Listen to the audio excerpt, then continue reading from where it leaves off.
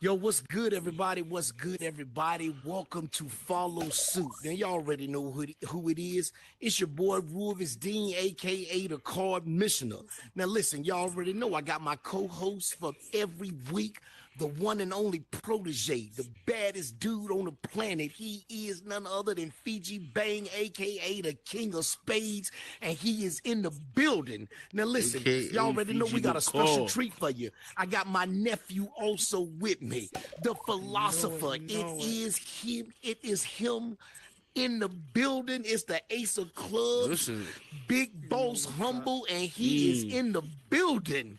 Yo, what's good, everybody? Listen, thank y'all for joining in with us. What's Listen, up? What's I up? really hope that y'all enjoyed everything that happened last week. And y'all already know, if y'all saw the matches, y'all already know we got some stuff to get into this week. Now, listen, um, Figi Bang, who is in the building.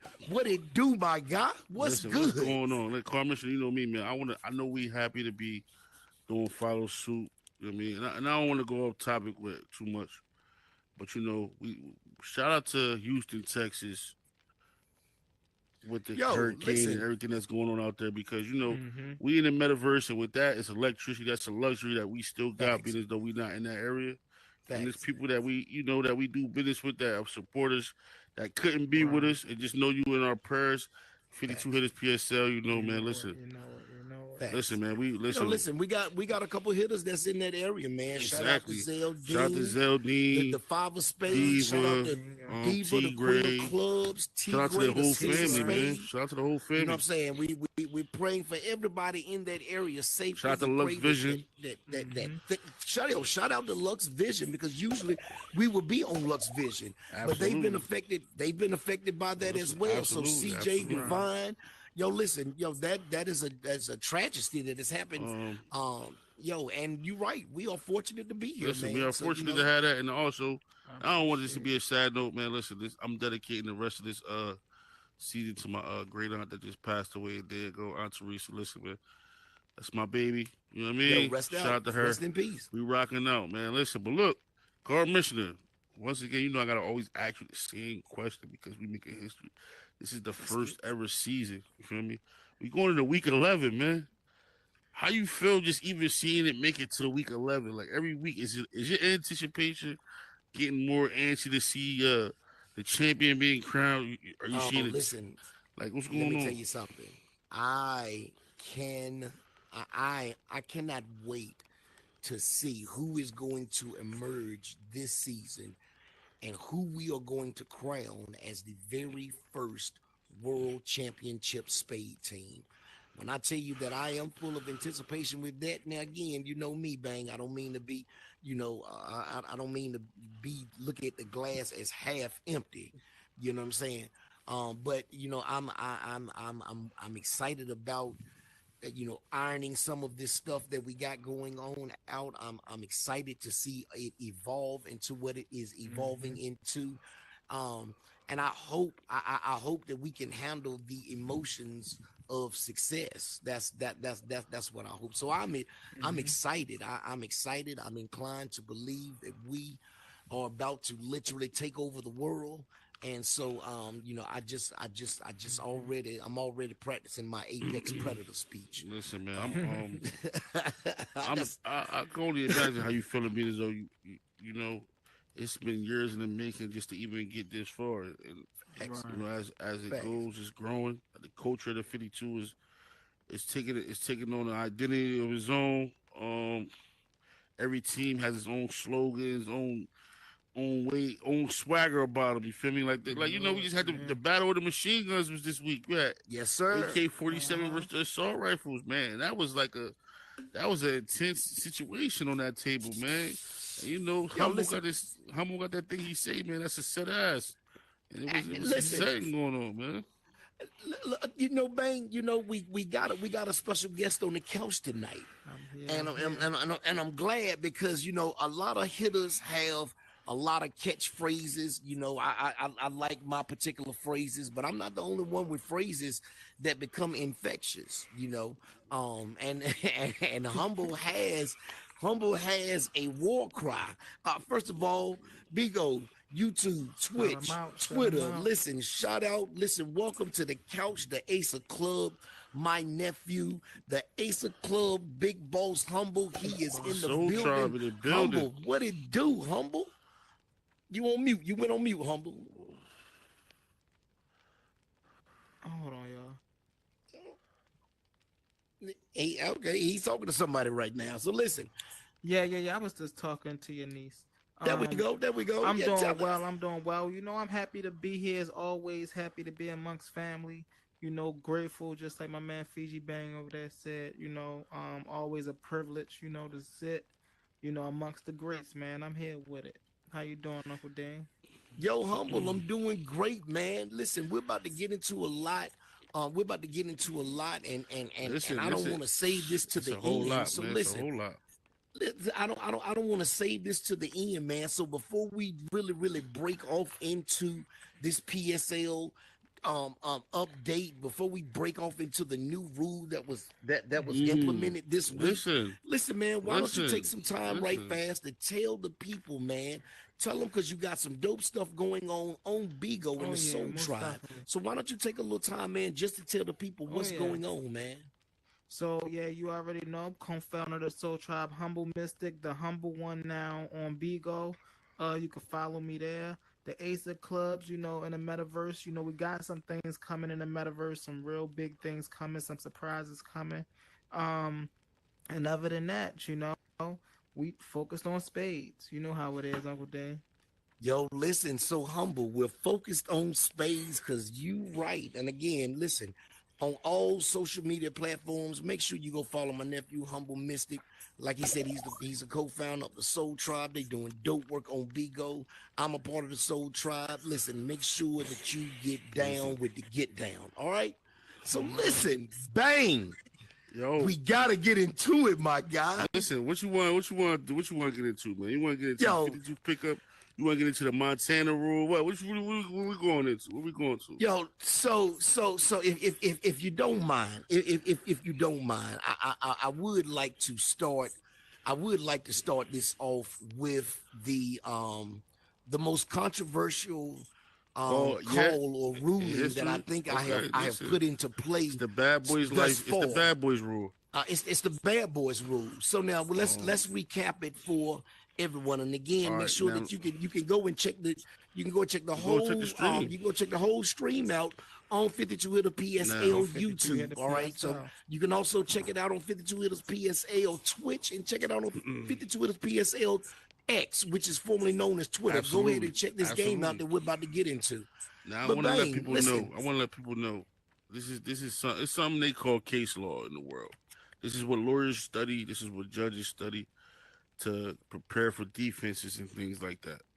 So, in order for things to become laws and rules, certain things have to occur for these things to be corrected. Mm-hmm. So, now we're on the spade table. You all guys, you know, you've been keeping up going on. The clock has been weaponized. The clock has become a nuclear weapon. You feel me? The clock has become the fifth person who on the table switches back and forth between teams. The clock has become the third party. It has. You know how you go to Seattle Seahawks and you go place the 11th, 12th man is the crowd. Now, if I may, though, right, really fast, if I may, the thing about the clock, right, is in every sport that we ever witnessed, right, all of the greatest always take into account the clock being the fifth player, right? If we playing basketball, the clock is the sixth player on, you know, with the out of bounds person being the seventh. You see what I'm saying? So whenever we're playing any other sport, and the clock it's Tom Brady. What makes him one of the greatest quarterbacks ever? Because he understands 2-minute drills, clock management. So the players that sit at the table that really understand clock management, I feel like that's just something that they really understood. You can't teach that. I feel like you can't teach. You can't teach. Right. You can't teach situational things like that. I feel like it got to be instinct. So listen. Going back to that though, they went 10. Well, yeah, I was going to say let's set it up. Listen, let's set it up for the people who have not seen it. Let's catch them up. Let's catch I them want up. you guys to know, Montana and Drew. I don't know the exact scores, but I know they went Wills. Right? It's about, let's give or take 14 to 15 minutes left on the clock. The commission, which is L Dog and Legend, but L Dog had a family favorite, so it was chaos. One half of the diamonds of chaos. He sat it. Now you guys already know what a family favorite is. That's when a hitter can't be present for a game. You get 3 in the season. Each player, they use a family favorite. They can use a hitter that's not playing on that night to sit in for them. So I'm trying to give you guys a summarized version. So they go in 10. Now, Legend. Shout out to Legend Status. The Nine of Shout out to Spades. Legend Status, not a The cold card of the week. They was trying to run the clock out on them, which is, I get it. If you ain't got nothing, they go in 10. You been playing defense. All right, now, boom. So look, and I want them to understand this when we're getting into the rule. So they'll be understand. So now the humble how it was going on. They were in Montana and Drew, Bad Boys for Life. They had lost their first game. Absolutely. So now they're going into the second game, and of course it's the best out of 3. But if you lose them first 2, you're done. It's over. All right. Now they're in a dealer's choice round. They're in a dealer's choice round. It ends up being a smash round. All right. They have already lost the first match. I'm sorry. Yeah, they've already lost the first game. Now they're playing the second game. It's they're down. I can't remember the score. I'm gonna be honest with you. But it was down. It was down. I know that they were down. All right. It's a dealer's choice round. It lands on a smash round. All right. Montana and Drew go 10. They go 10, and they have it. It is clear that they have it. It's like 13 minutes left on the clock, and what Legend does, Legend weaponizes and he utilizes the block. All right. But it backfired this time. And it was 20 seconds on the clock, and Drew and Montana made their 10. All right. They made their 10 0-0. Yeah, all right. So now, but it was still 20 seconds left on the clock. That's a buzzer beater. That got to be the first buzzer beater in PSL history. It's not. They pulled out that wasn't the first buzzer beater? Ryan. 2 minutes left when they went 10. Remember when this is when Ryan became Ryan Wick. This is when Ryan, okay, I stand corrected. But it's similar with the 10. It's the same thing. It's a 10 situation. It's a 10 situation. It's always going to be wheels. You got to swing for the fences when you got your back against the wall. Listen, so they make 10, 20 seconds are left, humble. 20 seconds. And what happens is Legend them still run out the 20 seconds. And the controversy was that because the clock ended, certain people thought that their 10 shouldn't be counted. So, but that's just we can't do that. I can see they would have had 9. They would have had 9. Here's the thing about that, right? But they had 10. First thing first. Let's go by the rules, right? The rules state in the smash round, when a person reaches 10, the game is over. The game is over. The clock don't even mean nothing in the smash round. You get 10 is 10. So watch this. If it was 20 seconds left when they hit 10, at that 20-second mark, the clock is over anyway. The game was over. The game was absolutely over. Yeah, so what I did as a card missioner, again, it's on the live stream because at first they thought that they had lost. So as card missioner, I made a ruling, bring them on back, give them their 10. Shout out to Deadeye, the Ace of Diamonds. Really brought that to my attention, and he did. He fought hard off camera and on camera, so that Bad Boys for Life would not get the short end of the stick in that case. So shout out to Deadeye who was able to bring that to my attention, and I appreciate that. But apparently now, and this is the part that I really wanted to find out about you, find out from you guys, and just kind of take a leak, just kind of take a temperature of the fans who are out there, the spade players who watch us and are invested on trying to come and test their level of Listen, I professionalism want to get against into them. that too, but I gotta wait till this is over. I want to get into Yo, a couple of I, things. I, I Listen, wanna ask, because I brought them back, and regardless, I deemed that their 10 was valid, just like you said, Humble. That's the rule book. Now there are those that are going to argue and try to manipulate that rule. What do you guys think about the card I'm gonna tell commissioner's you like rule this: the rule of is the? unmanipulated. Let me finish right fast, bang. Let me finish. What do you guys think about the card commissioner's rule of bad boys for life? Bang, you first.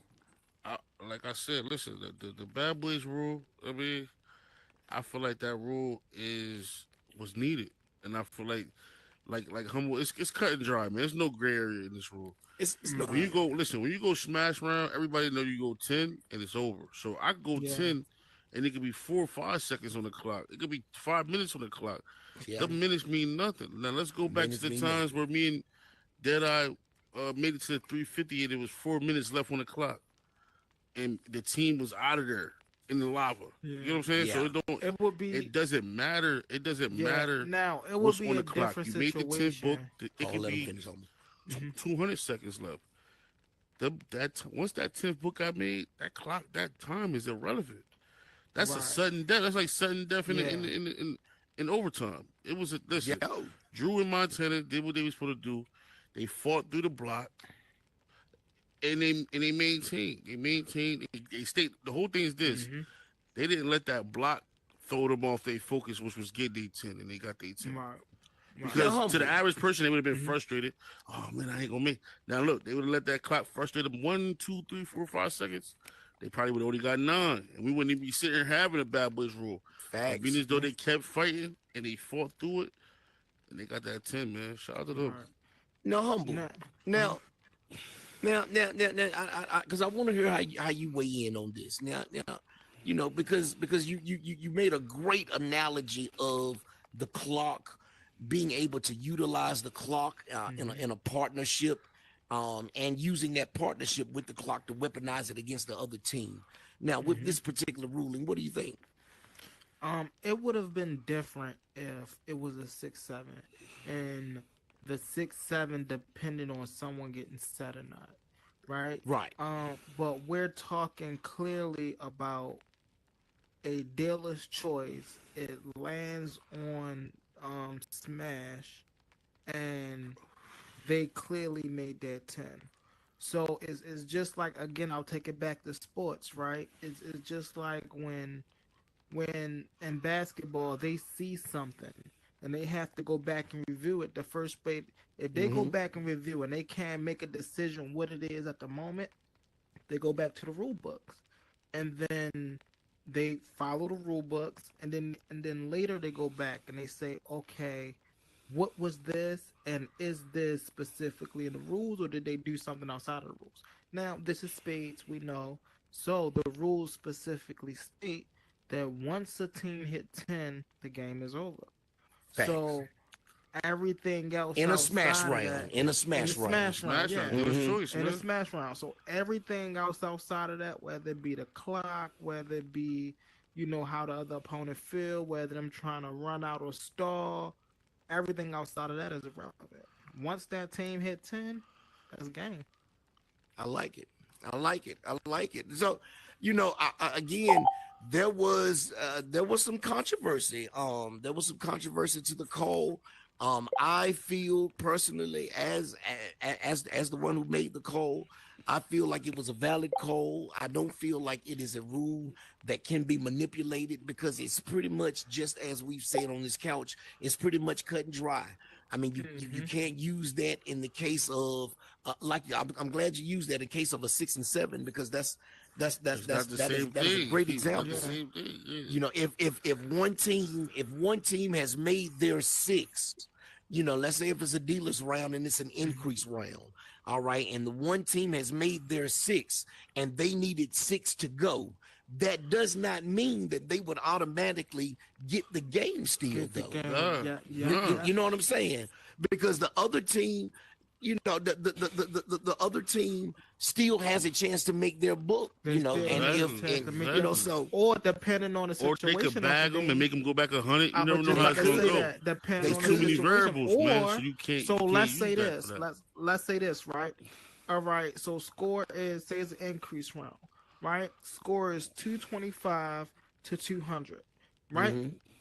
One team go no, yeah, 225 to 200, right? One team go board, the other team go 8, right? Now, say if it's 3 minutes left on the clock.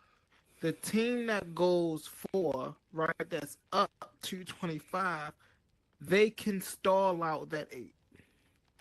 right. So whereas though even if it's 3 seconds left, right, and it's on somebody, they can make sure y'all don't make y'all 8. So yet y'all had the most books, but yet because we managed the clock correctly, we made it the way as though even if y'all was gonna get y'all books, y'all didn't get them on time.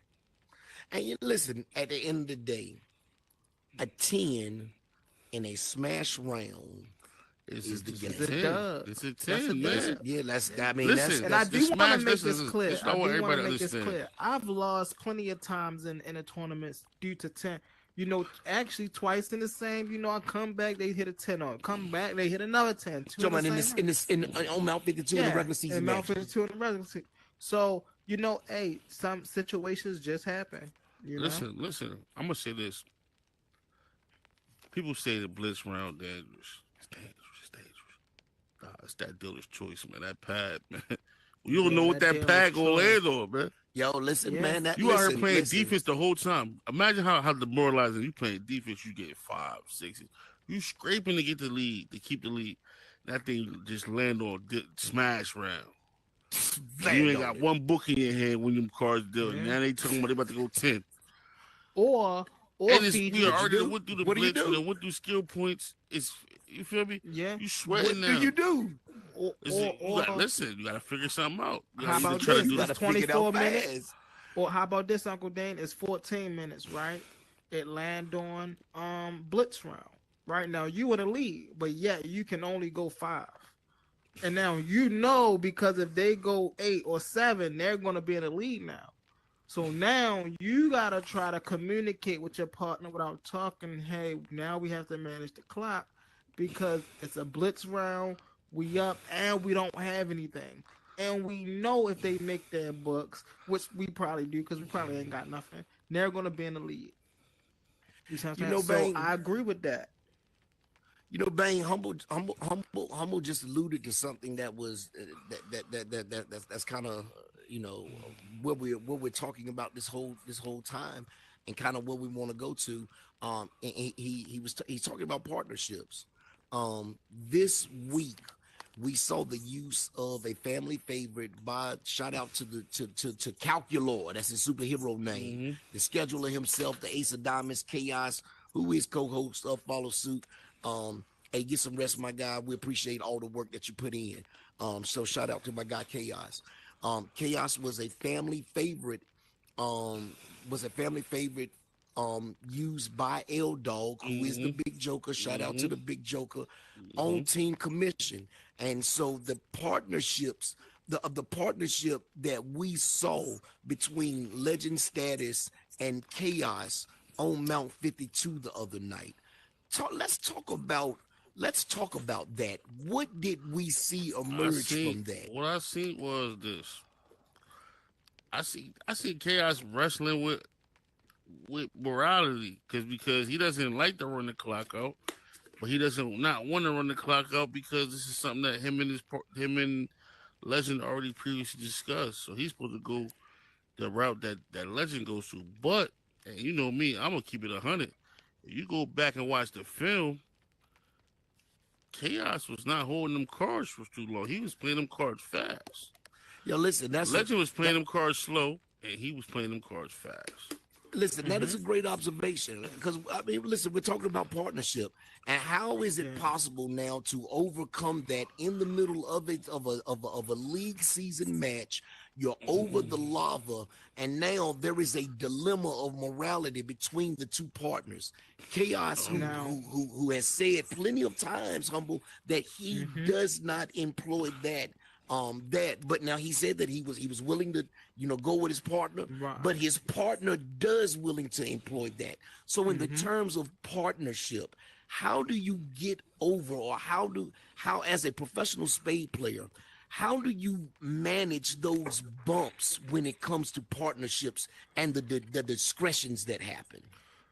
The number one, and because I can speak through this through experience, right? There's been plenty of times where me and my partner have had the opportunity to utilize the clock in our favor. However, either my partner wasn't aware, or whether it be a moral thing or not. One thing I do take pride in is saying, win or lose, we've never utilized the clock.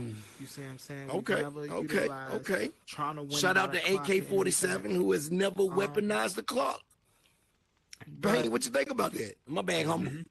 Go ahead. I feel like that's their strategy. I mean, I mean, man, once again, man, listen, I embrace being a villain.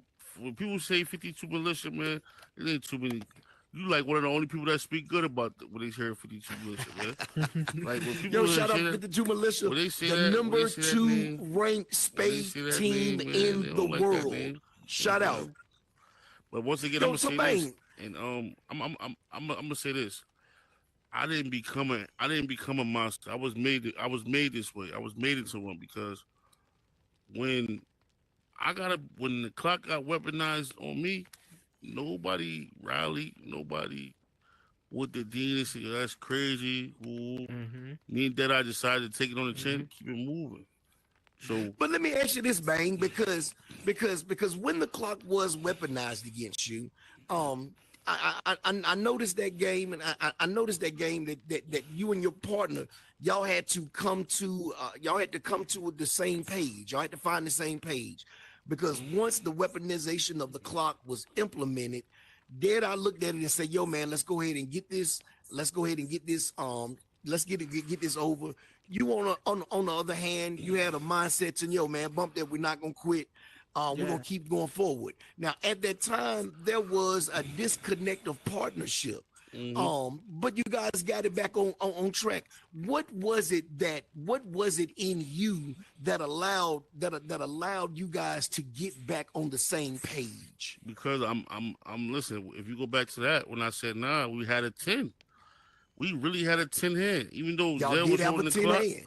We had a straight 10 hand. That was the first hand. If I'm not mistaken, the time that was left was like 42 minutes left on you guys. We had a 10. No, not when we got up. I'm talking about before we jumped into the lava. When it was implemented, when the weaponization of the clock was implemented against you guys. And we like, you know what? He like, no, let's just jump. I'm like, nah, come on. You feel me? Because I'm looking at it like this. I want to see if they're gonna really hold it. You gonna hold it. He held it. We jumped in the lava. So me personally, one thing about me, bro, you one of my guys, I'm never gonna go against you, even if you're wrong. There you go. If you gonna make a decision and say you wanna go. All right, I'm gonna ride with you on that. Come on, let's go. Let's just start the second game. Now, when we sat on the second game and it was 50 minutes of it, I'm like, man, I'm not saying through 50 minutes of the clock being ran up. I just got up out of there. Now that was at that moment, you and your partner start saying the same thing. Now, we gotta learn to make lemons out of lemonade, or lemonade out of lemons. When life hands you lemons, you make lemonade. We've all heard that before. Now, the what happened when you guys got on the same page? You guys suffered your first loss, which has nothing to do with your teamwork, but it just so happened to, all of that happened the same night. We're talking about partnerships. Absolutely. But you guys were able to rebound and get that. Now, moving back to Legend Status and Chaos and how they were utilizing the strength of their partnership. What special did we see Legend do? Especially on this night that it was a family favorite, and so he is clearly the leader of his team Of the now. team, yeah, absolutely. What did we see him do from He your took charge. opinion? He took charge. Took Listen, after charge. Yeah. even after the ruling came, when Montana got his 10, he didn't come back into the instance arguing. He didn't come back create confusion. He sat there, listened to the verdict. He said, "Yo, I can't deny it. 10 was made. Let's go." Then before the cards got dealt, if you paid attention, he switched sides of the table. Now, when you switch, every spade player know when you switch sides of the table, it's one or two things. You want the weaker player pushed to your Hmm. direction, and you want to push the other player that's supposed to be the strong player to your partner's direction. So if you go back and watch the third game of that game, Legend was pushing Drew to Chaos, and Chaos was pushing Montana to Legend. I like So it. it was basically like that just threw off the whole. That right there was a calculated move. That was something that's only certain people going to adapt to and do. You got to Now, have if for you to switch sides in the middle of a match like that. You got to, for one, you gotta execute. That's the one. You got to do it for the right reason, or either that, or you just gonna look like you playing musical chairs. Two, you got to already facts. have a thought out plan, and three, you got to make it. You got to make it make sense. And it just so happened that Chaos is also a thought process person. He's cerebral at certain times, so he caught on to exactly what was done and what was needed to be done. So he was pushing Drew to he was pushing Montana to Legend, and Legend was pushing Drew to him. So it paid off. Now, humble. A lot of times, um, partners or teams, they end up starting out decent. They got a decent hand. They might be at a 7. They can get it. But during the course of the game, they start dwindling. Their score starts dwindling.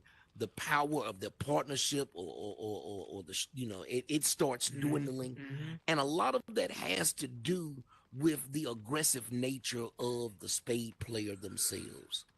Now we saw Legend be very, very aggressive. I mean, we saw him be very aggressive.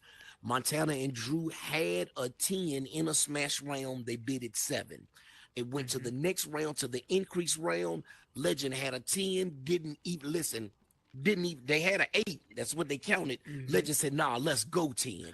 And it was the aggression that Legend really displayed throughout that match that, in my opinion, that it was able to give him the victory.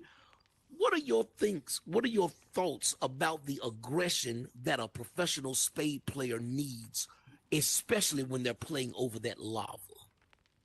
I listen. As Figi interviewed me the other day about our teamwork, and it when you're coming to a do or die situation, you have to be strong willed. You have to be a leader. You have to your focus. You know what I'm saying? And this is real stuff, because when you come in and you sit at that table, and even if you do win the first round and you're trying to win the second round, or whatever it might be, this is a game of mistakes, right? It's just like chess but with cards, right? It's about who's gonna make the first mistake, right? Right. And a lot of times your first mistake is either underbid or overbid, right? You're gonna overbid and make 7, and when you bid at 5, now those 2 books hurt you in the long run. Or you thought you had 7 and you got set, you only had 6, and now you sat going into the, you know what I'm saying? So it all depends on how the team chemistry is dealing with those ups and downs of the games. That's why I'm so fortunate to play with someone where, as I was telling Figi the other day, Mamba mentality.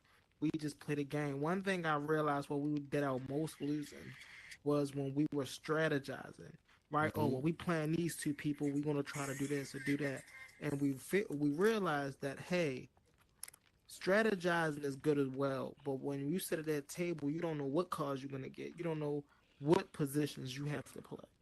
So we realized, well, let's just come to the table and play spades. right? It doesn't matter who our opponents are. It doesn't matter what the hands are. Let's play the hands to the best of their abilities. You know, we I might like that. overbid sometimes, we might underbid, but as long as we there, we okay. Now, Bang, my Yes, guy, sir. you are without a shadow of a doubt one of the PSL players that has learned to weaponize, bottle, and put into a fragrance aggression. Absolutely. You are no stranger to it. You use that aggression like Conquer and we destroy. use Ja Conquer and the destroy. Banisher. You use that aggression like we use Ja the Banisher to banish people out Yeah, of conquer the and hit destroy. house. Where or let me I want to ask the right question. Um, how how would you tell the people on a professional level when we're over that lava? How would you tell it? Because aggression is one of them things Um, that you can overuse, and if you overuse it, I'm gonna give you, you the you get into analogy. your emotions and you're not logical. I'm gonna How do give you you the are you analogy. able to Me use and that Deadeye. aggression and still walk a thin line? Me and Deadeye is like with Cobra, little Cobra from Planet of the Apes, and I do know he Cobra. had That's my his right boy. hand man when he took over where they all mounted up and started trying to take over the whole kingdom. That's how Yo, me and shout out to Deadeye. my guy Caesar. I'm sorry, I'm a That's Planet of how the me Apes and Cobra. fan. That's how me and Deadeye move it. It's like I'm he the warlord. I'm a 5-star general. It's like yo, kill. That's how we. That's really our motto. Like that, we coming into this to kill. However we gonna kill is how we gonna kill. Whether we So waiting for you to Legends aggression. So Legends aggression that you saw that Legends night. aggression is a mixture. It's passive and it's very it's mental. It's not. It's silent aggression. It's not too much. It's not too much. You're not gonna really hear it. You're gonna feel it. You're gonna feel it through the Hmm. cards. His is more so. It's it's it's it's it's, it's silent aggression as far as like the verbal, but his plays and the way that he's gonna push you and put you in them positions. You gotta count the card. Hmm. When you play against Legend, you have to count cards. Yeah. You Well, have let to me ask pay you attention to this. the last card. And let me ask you Do this not because waste the play when you play him. Because if you do, it's not gonna end good. we all have our predictions. I just dropped my stuff. We all have our predictions before a game starts. We all think of who is going to do what. Did you see did you see that game going that way? Down to the Um, third, down to did you see that match going that way? I Down to the didn't. third game. I didn't I see it going mean, to the third. I didn't see it going to the third. Did I think that Bad Boys could still win? Yes, I did think they could still win. Um, did I see them being making history and ruling and all that? Nah. Did I know yo, what listen. he just walked in the building? Shout out to the Nine of Spades. Yo, Listen, listen, shout out to Legend Legends. Status. listen? The Nine Did of I Spades just jumped in the building. Listen, we're gonna get him on the couch, and we're gonna get him on the couch in a second. As soon as he listen? get himself together, we're gonna get him on the Did couch. I think that Legend is capable of handling it? And yeah, because listen, when the Hill House, let's go back. We could go back to the winter time when it first started. Like we used to have a late night crew that would come in, Hmm. and he was Facts, a part of it. Him, facts. L Dog, me, and a couple other people. We would play late night games, and them games would be like. That's when I used to be telling you that Cardmissioner, man, you gotta start streaming these late night games, man. Like we used to have some Midnight games that would Mayhem, go to bro. the wire, Midnight like so. It's Mayhem, like, Yo, Figi. listen, listen, everybody. Shout it out would to go to the Legend wire. Status, who has just joined us on the couch. What's Yo, up, Legend, we're gonna Legend? ask you. Listen, Legend, could you please, man, Put your card go over put your put your card tag on over your there. Oh head yeah. so that Where I they do will that at? represent it. Now It's the out tag front. It's out front. is right when you come in, right by the rooms. Listen, But yeah, Legend is gonna go put his tag, and he's coming right back. Now, bang! I'm glad dope. that Legend has joined us today. Absolutely. Because again, he and we talked about this. We talked Yeah. about this. We wanted to kind of discuss the live and we want to discuss the games and stuff. So shout out to him for being here today. But you say you did not expect it to go the best of Nah, I three. didn't see it go 3, but I knew that Bad Boys was capable of stealing 1. Um, L Dog, the Big Joker wasn't there. So even though that legend they picked Chaos, I know they picked him personally. It wasn't a random pick because Legend's not just gonna randomly pick somebody to be a favorite. This is what I'm telling you. Like, it's certain players. I don't want everybody to take this wrong, but it's tiers of players. Just like in the NFL, where it's tiers of quarterbacks, top tier, middle tier, B tier. Correct. Because listen, and everybody, and I don't want you to say it, because everybody that's a part of the Hitters and that's in this tournament is a professional. So you guys that's out here watching, y'all not professionals. I don't want it to sound like this, but this is how I gotta give it to y'all, because do not take what I'm saying and come in here and think that you can just get on the table with anybody. Don't do that. And get your feelings hurt. What I'm saying is this: Legend is a professional. L Dog, they're top tier players. They're not just gonna take a family favorite and pick somebody random that he never played with. So them picking Chaos was already premeditated. So they got chemistry. They know what to do. Legend knows, all right, well, I'm gonna have to play a certain way now because Chaos is here. Feel me?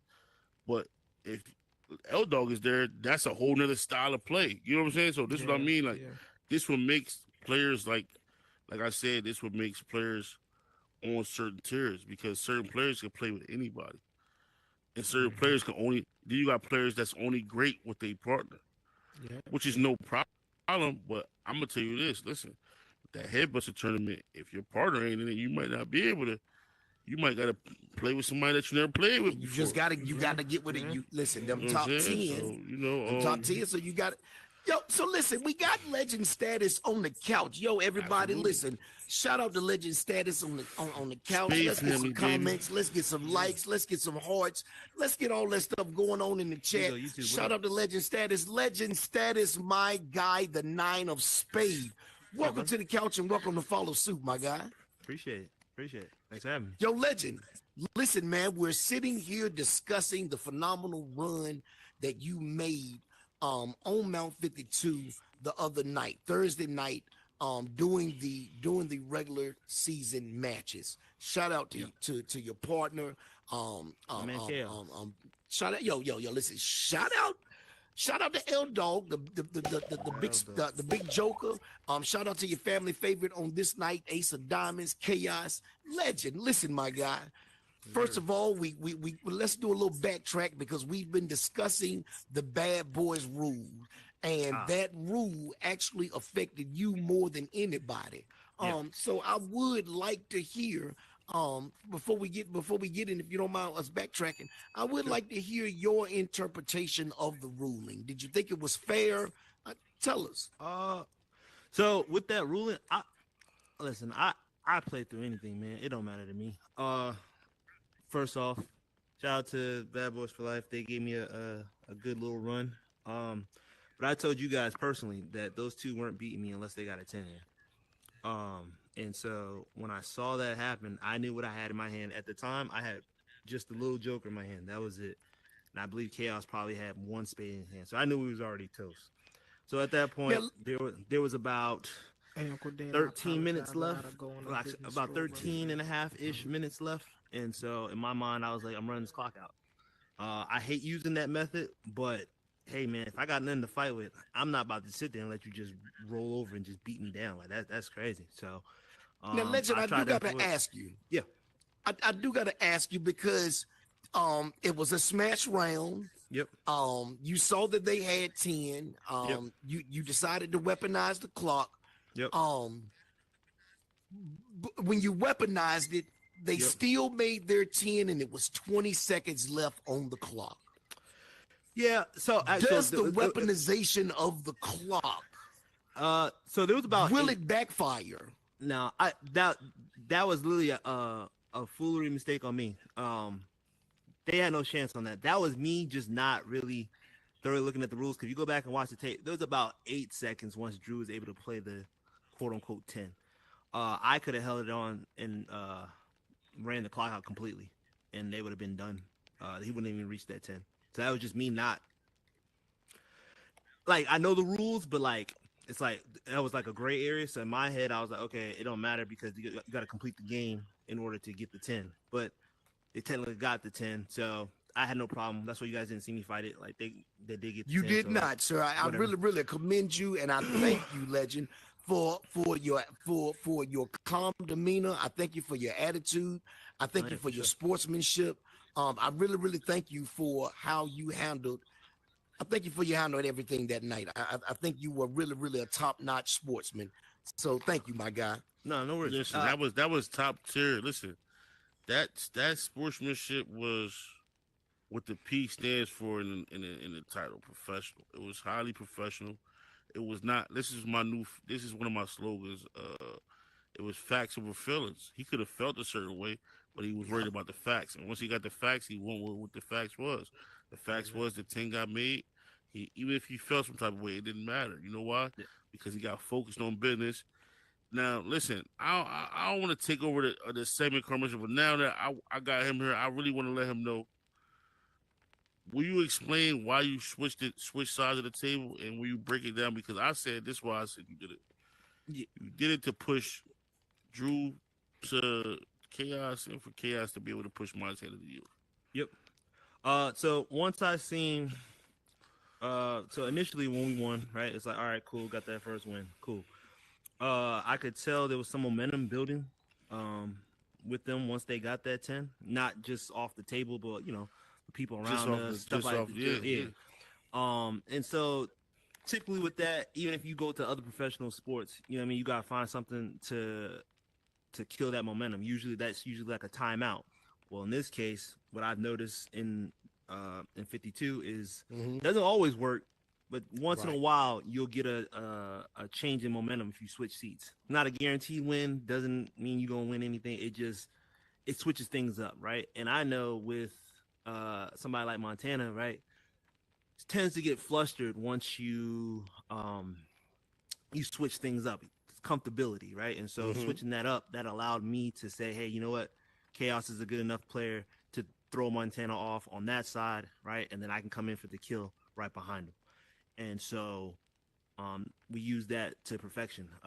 There was a couple plays that Chaos threw out that was a throw off that allowed Montana to think he was about to win that book, but I was cutting right behind him. And so that threw him off. He didn't really know what to do at that point. Absolutely. And I took advantage of that because if you notice in that first game, we set them on that. I'm sorry, the third game, we set them on that first hand. Now, Legend, for them for that after that. Now, Legend, if you go back and watch, didn't they go 10? Didn't they go 10? Didn't they go 7? Didn't they go 7 that Smash round? That's what I was just about to ask. They went 7. I was about to ask something similar to that. Legend. Well, let me ask it like this. Legend, when we go back and look at it, Bang and I, we were talking on the live, and we were commenting about the aggression that you had started playing with. Yeah. So at one game, it was the first round, the increased round. They had a 10, they went 7. Yep. They didn't. So now we go into the increased round, and you turn into the Incredible Hulk. I don't know what happened. You got mad. You turned green. You went 10 on that increased round, and your aggression was top tier, level 10. You were a Super Saiyan after that. Right. What turned on that level of aggression? Me and Figi have had many discussions about this, as well as some of the other top players. Yo, listen, right? hold on. Can I say it? Can I say it? Go for can it. I just say it? Cardmissioner, Independence Day, Spade Edition. It started with the Spade Edition. It started with the Spade Edition. Yo, shout out to CJ. CJ in the building. CJ What's Shotlow good, my in guy? the building. What's good? What's good? Listen, CJ, come sit on the couch. We just want to have you sit on the couch for 1 second. Come on, sit on the. You're always behind the scenes, CJ. We just shot at you and you tried to find out. Yo, listen, he's always behind the scene, y'all. Listen, so now y'all can put an avatar face with the man who is taking over the metaverse. Listen, you see us on Lux Vision Studios, so now he's always behind the camera. You get to see him now. He's had a hard time, so shout out CJ. Hey, he is in the building. CJ Shotlow. He is the dude. CJ. What I missed, because I said, man. First off, I already know the 2 games. I was like, man, I missed the 2 games, and I was like, I knew it was Smith. I knew it was crazy. I knew it was crazy. Listen, a whole rule came from one of the games, man. A whole rule came from one of the games. Did y'all change the time clock? No. We have not Oh. changed the time clock yet. The time clock is still the time clock. But listen, it's a way around it, man. I was gonna say, listen. Yeah. Oh, But to way answer your around question, it. Dean, like I said, me, Figi, a couple other top players in here, we've already talked about this, man. Like, if you got that 10 and you don't go it, I kind of take it. The reason why I kind of got a little bit more aggressive, which I usually play with anyway, but even in that situation was to prove a point that, like, bro, you're not better than me. You're not better than me. So that was a because if I purpose for had- the aggression. For sure. Because if you got 10 or you're that close, I did it to prove a point. And if you notice, you go back and watch the film, I was skeptical of it at first because I had 8. I thought I had an 8, but then I looked at my hand again, and I know how chaos plays. I was like, yeah, we're gonna make 10. Just because I'm just a better player than you are. That's simply what it was, man. Hey, I'm going to show you how to actually bid a 10 and bid it correctly. Now, I gotta ask this question. I believe that I know the answer to the question already, but I just gotta ask it for the people. Yeah. Would you have had that same mindset, that same judgment, if your partner was not your family favorite, if it had been your regular partner? It don't matter who it was sitting at that table. It didn't matter who was sitting at that table, man. I told you, when man. when I play, everybody knows when you play with me. I joke about this just because that song recently came out, but I feel like that it really applies to me. Like certified boogeyman, like I'm coming to get you. If you're not throwing and playing them cards right, if you're not out here, playing how I think you should be playing, I'm gonna take advantage of that. I'm gonna take full advantage of it. So if you go 7 in a smash round, not once but twice, bro. Twice. That was hard. That was. I'm coming for your neck and I'm gonna stomp on it. Listen, I'm gonna stomp on it. Listen, let me tell you. What's the motto? When me and you go, when me and you at the table and they got the 10 and they don't go it. Thank you for letting me live. Thank you for letting me live. Thank you. Thank you for letting me live. Cause you listen, I'm gonna kill you. Everybody know if me and you get into Cardmissioner, they're out of here. They up there in the sky somewhere. You know what I mean? There was even a point where I seen Dean. I went back and I watched the tape when you and Deadeye were like, "Why did he throw out?" I believe it was the Ace of Spades at the time. You guys were like, "Why didn't I run it out?" Because I knew Drew had that little too, and I needed that to get out my way. I just wanted to clarify that part up as well. Because like, listen, every time I do something, watching the tape, I'm glad y'all starting to watch the tape. Like people, if you know me, man, like I don't do nothing for no reason. Like I'm not gonna just throw a card. I'm not gonna throw out a card just to throw out a card. This is really why I threw it out. Right? There's a lot of people in here who will play a card and they're not paying attention to what they're doing. It's a waste of play. When I throw out a card, you better be thinking of every single angle on why you threw it out. Yo, listen, the methodical nature that Legend plays with is legendary here on the floor of the Hit House. Now, Legend, I wanna make a switch for a second because I want to talk about the game before yours. Yeah. It was the game. Did you call it the game of the pea shooters, bang? Is that you didn't call it the game? Listen. I called it the battle of the machine guns. What's better? The battle of the machine guns. I stand corrected. I'm sorry. Yeah. Is it AR better than AK or is it AK better than AR? And listen, that's Ryan the in loser there. becomes the pea shooter. Is that Ryan? Yeah. So listen, that first game, CJ, the first game before Legend status, you had assault rifles versus AK-47. Assault rifles shot out to Ryan Wick, the 10 of Spades, and official Anthony, the king of diamonds, against AK-47, who is shout out to both my nephews, the Ace of Clubs, Humble Mystic, who was our guest tonight, and say for what the Anointed One, the King of Hearts. It was Ryan Wick was shooting up the. No. Listen, was Ryan Wick shooting up the club? Cardmissioner. Listen, we're not gonna dress it up. Cardmissioner, we're not gonna. Let's get into it, We're not baby. gonna dress it up. Listen, AK-47. They came out shooting.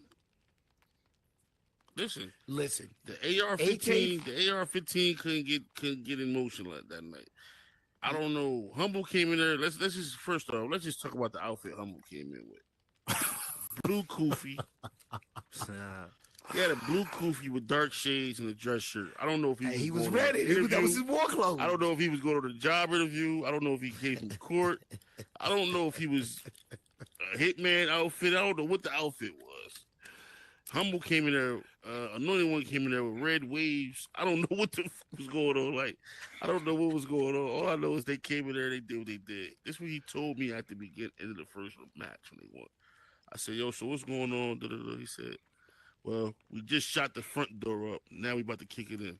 And they came and kicked it in the second game and did what they did. So now I gotta ask you. Now we again the same question. We have predictions. We have I'm not even gonna call it favorites, but we have predictions. Who we think we're going to win a match. Now AK-47 going into this match versus the assault rifles.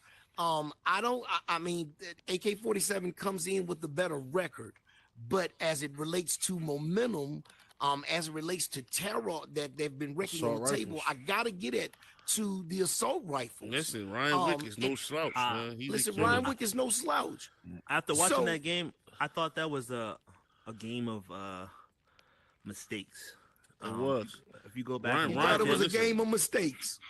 Ryan and Anthony Allude had to that that, game please. won. Ryan and Yeah, Anthony so could they had that Oh, game. let him finish it, Bang. Let him finish. Yeah, they had a couple of opportunities. Again, shout out to CJ for helping us with production stuff. Go back and watch the tape. Like literally watch game film. Game film will literally prepare you for that upcoming Facts. opponent.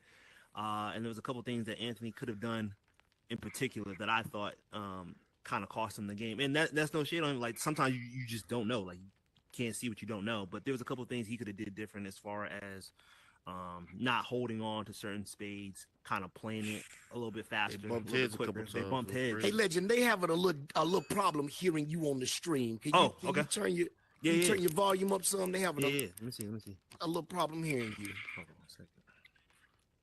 How about now? Can they hear me now? Say something. Mic test 1 2 1 2.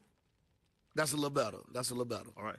That's a little better. Yeah, but there were just the opportunities that I think Anthony could have just played the spades a little bit quicker. I don't think he did anything wrong. Could have just got into the spades a little bit earlier. Now, let me ask you this: Did you expect if you were just going by what you've seen them done in the past? Did you expect to see AK-47 walk away with the win like they did? No. No. Okay. And shout out to my guy Humble. Listen. Shout out to my guy Humble. I didn't see it though. Like I said, Anthony and them, they just that's what I say when it comes down to like tacticianship, as far as like you really gotta like be locked in. You can't look at your TV this way. You can't look down at your phone real quick. You gotta be fully locked in, man, because not paying attention will cost you these games. Spades, in my personal opinion, I think Spade is 60% luck, and then the other 40% I think is talent, preparation. Yo, listen, shout out. We got the scheduler in the building and the Ace of Diamonds, the calculor. Chaos is in the building. Chaos, come on and join us on the couch, my guy. What up, so this is one thing I want to say too. When we be having the show Follow Suite, when we having the different players come through and grace the couch and say things and speak on things. Just know that the other players are watching it. This is a stream. This is an episode that could be. Yo, they all watching. This is fuel. I want you to understand. This is how rivalries start. This is how it goes on, because I want to go back to the Independence Day edition of Follow Suite. Yeah, when we had shout out to the Cardmissioner. We had the Spade uniform on. Spades, yeah, that's right. Him, T Gray, you know what I'm saying? Six Spade. And we was talking about other teams, and she said, for some reason, I feel like the commission is just lucky that everybody's forfeiting. I feel like they just getting free wins. But you was watching that stream. It just so happened you was watching that stream. And all the way in Japan.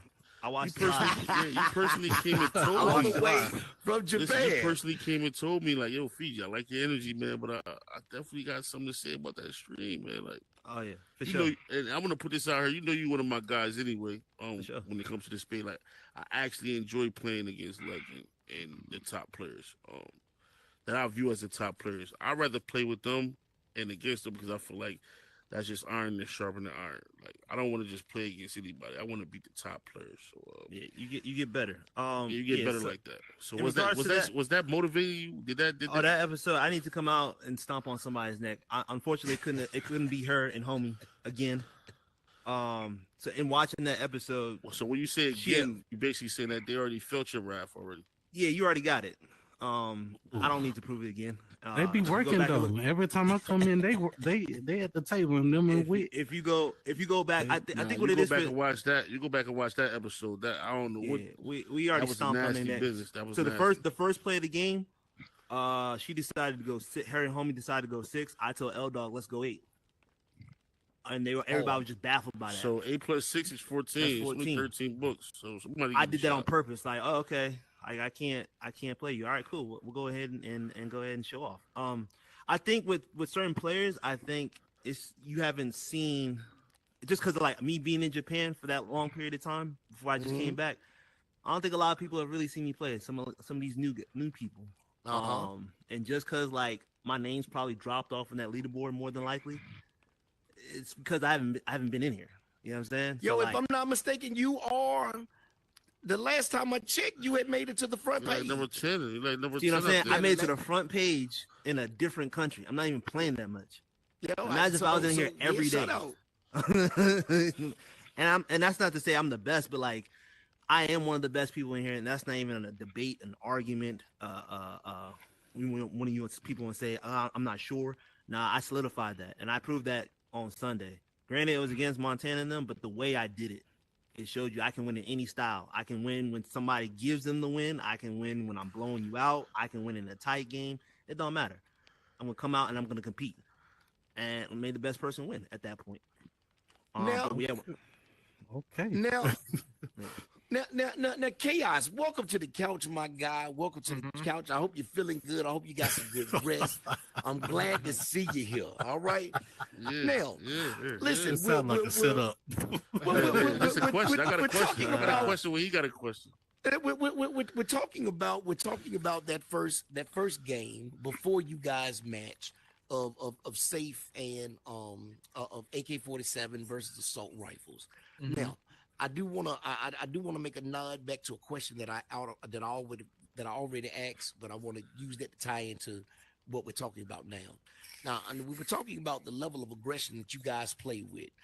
You were a family favorite on that particular night, and so Legend really showed some great leadership skills because it was his team, and he took a real prominent lead role, and he tapped into a level of aggression that ultimately overflowed into your style of play too.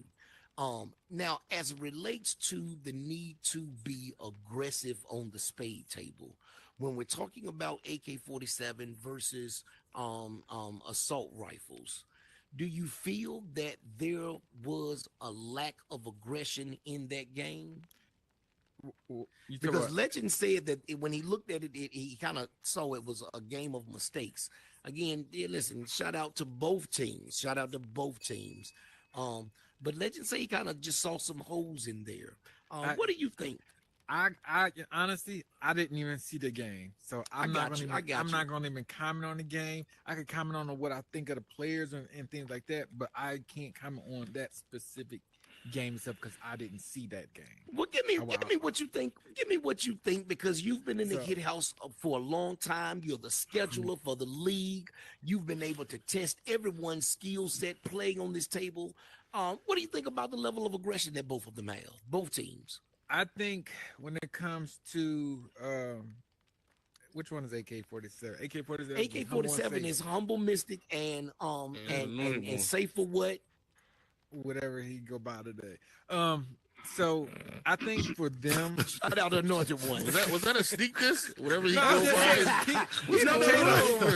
So he had to change avatars. He had some meta issues. He had some meta issues that he couldn't come in on his regular avatar. So he had to use his talking about Lavender. Don't be talking about Lavender Baby, man. You know Lavender. I'm just saying he didn't change, man. Like I don't know who he gonna be next week. So, but I think with them, I think they do make more mistakes than automatic rifles. I think Okay. Safe and Humble to make more mistakes than Automatic Rifles. Like I said, I don't really see the game. Automatic Rifles, I'm going to say, I think they make less mistakes. Ryan calculates a lot of stuff, and people underestimate Ryan, but Ryan calculates a lot of stuff. I played with Ryan a lot before we even started the league, so I know how he Right. plays. You know, he has a little different style from me. But I understand how he play. He understands how I play, so we can actually play together. But I think they are the better team. They did lose based off the stats I got, but Yeah, so they I they, don't. they they walked away with an L. But They walked away with yeah, the L. It was the machine gun they belt, lost man. It was the two machine straight. gun battle, man. But I Hamburger don't Hill. know what happened that game, so I can't really Listen. comment on it. I don't know if it was. Now, all I know is when you walk back in your mama house after touching that lava, you better Listen, you I'ma wipe tell you your like feet this. good. I'm Because you don't gonna want break to it track down to you. lava through a house. Right. You understand what I'm saying? I So, feel Bang, like let me ask you this, Bang. Hold on. So Oh, what so, I I'm do sorry, agree- Chaos. What I do agree with, like when I first came up, what Legend was saying, he was saying, he feel like it's 60% luck, 40% or whatever. I do agree with that because again, you really never know how your card's gonna go. Anybody can win a game at any time because they got the right cards, but it also takes skill to churn. When you got bad cards and making them cards work, where you set somebody that take a little bit of skill, and that could put you ahead. That could set that team that's been getting in good hands. So at the end of the day, That's like you the never know who's fam. gonna win. The fam. That's like the fam. You Oh man, about to get the Thor boot. In Oh. action. Y'all got to saw that live. That's Congratulations, like- y'all. Listen, don't cover her playing. Don't cover her playing. yeah, Don't come here playing, That's interrupting like our the live fam. stream. Thor, it's like the fam and them. Special. I think special lady And Richard. Richard, because like the aggressiveness. Special lady, she's calculated, and Richard, he's not aggressive. He kind of chills off, and he. Y'all think Trying to Special's make his aggressive? books and Yo. Nah. Listen, what I'm Yo, saying Maybe I is, haven't so seen. now Maybe I haven't listen, seen now her listen, play in a Special while. Lady got a lot Yo, better. let Special Lady me got a say lot this. better, bro. I'm gonna listen. I really thank CJ for that because on Mount 52, and this is what we've been really complimenting her a lot. I will say that she has really tuned up her good style starting. of play, and on that team, the fam, she has. Shout out She to my is guy the leader. Richard. She's the leader of that team. Yo, listen, on Shout that out to you, team, she Special. has really stepped up. Yeah. She's really stepped up to Okay. to really make some great plays. And so I thank you for that. I really I don't know appreciate how that. many Shout out times. to the fans. I'm just Special saying, Lady was the first every card of the time. week, to be exact. Yeah, She was the Because, first card of the yeah. week. We simply yeah, Yo, because listen. y'all called a lot of stuff because I remember like when I think like the first week, I got photographic memories. So I remember stuff. I like it. First game of the week, when they was playing, Richard could have played a bunch of hands, and those hands could have got them the game, but he was playing scary, or in PG words, spooky. indecisive. And then all of it, and it was I like, like that yo, indecisive. they was like, yo, I felt the tension in the room because I think when he didn't play, everybody was like, if he could have heard the commentary, everybody said, "Oh my God." All at one time, it's like, Yeah. oh, why would he do that?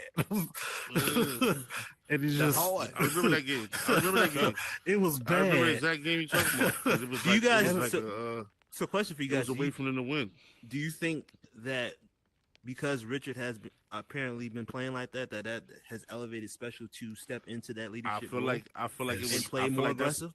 Yes, I feel like You I know feel what? like I feel like Richard played that way, Mm. along with Special asking questions and observing other play styles and playing with other people on the floor, as well as getting behind the scenes tutoring.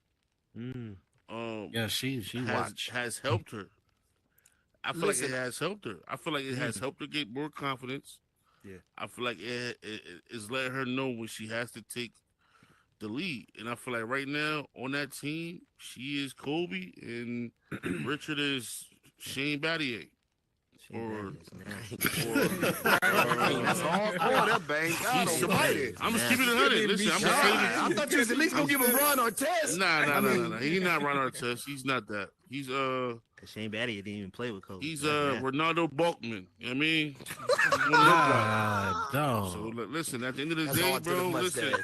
At the end of the day, that's hard. That's hard, though, man. Good God, that's hard.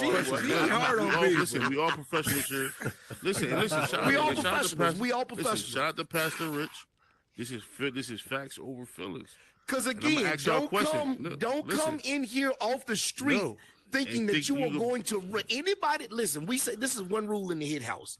Thick skin is required, but it is not provided. Exactly. So even though we laugh and joke on this table, you got to understand we are still talking about professionals. And so don't think that you're going to come in off the street and just start whooping on these professionals because you're going to get your feelings hurt and we're going to laugh at you. Now, this is what I'm going to ask you. Have any of you guys came over here and say, yo, Rich, I'm rocking with you next. Yo, I played with Richard. No. Listen, I didn't ask you if you played with him. I didn't ask you. Listen, answer that question directly. Listen. We're on the live stream. We're on the live stream. But let me tell you this. This is the truth. This is the truth on the live stream. And you can go back and pull my words. I have had times that I have met Richard in the Hit House, he and I, and we said that we were gonna come in there and do some damage.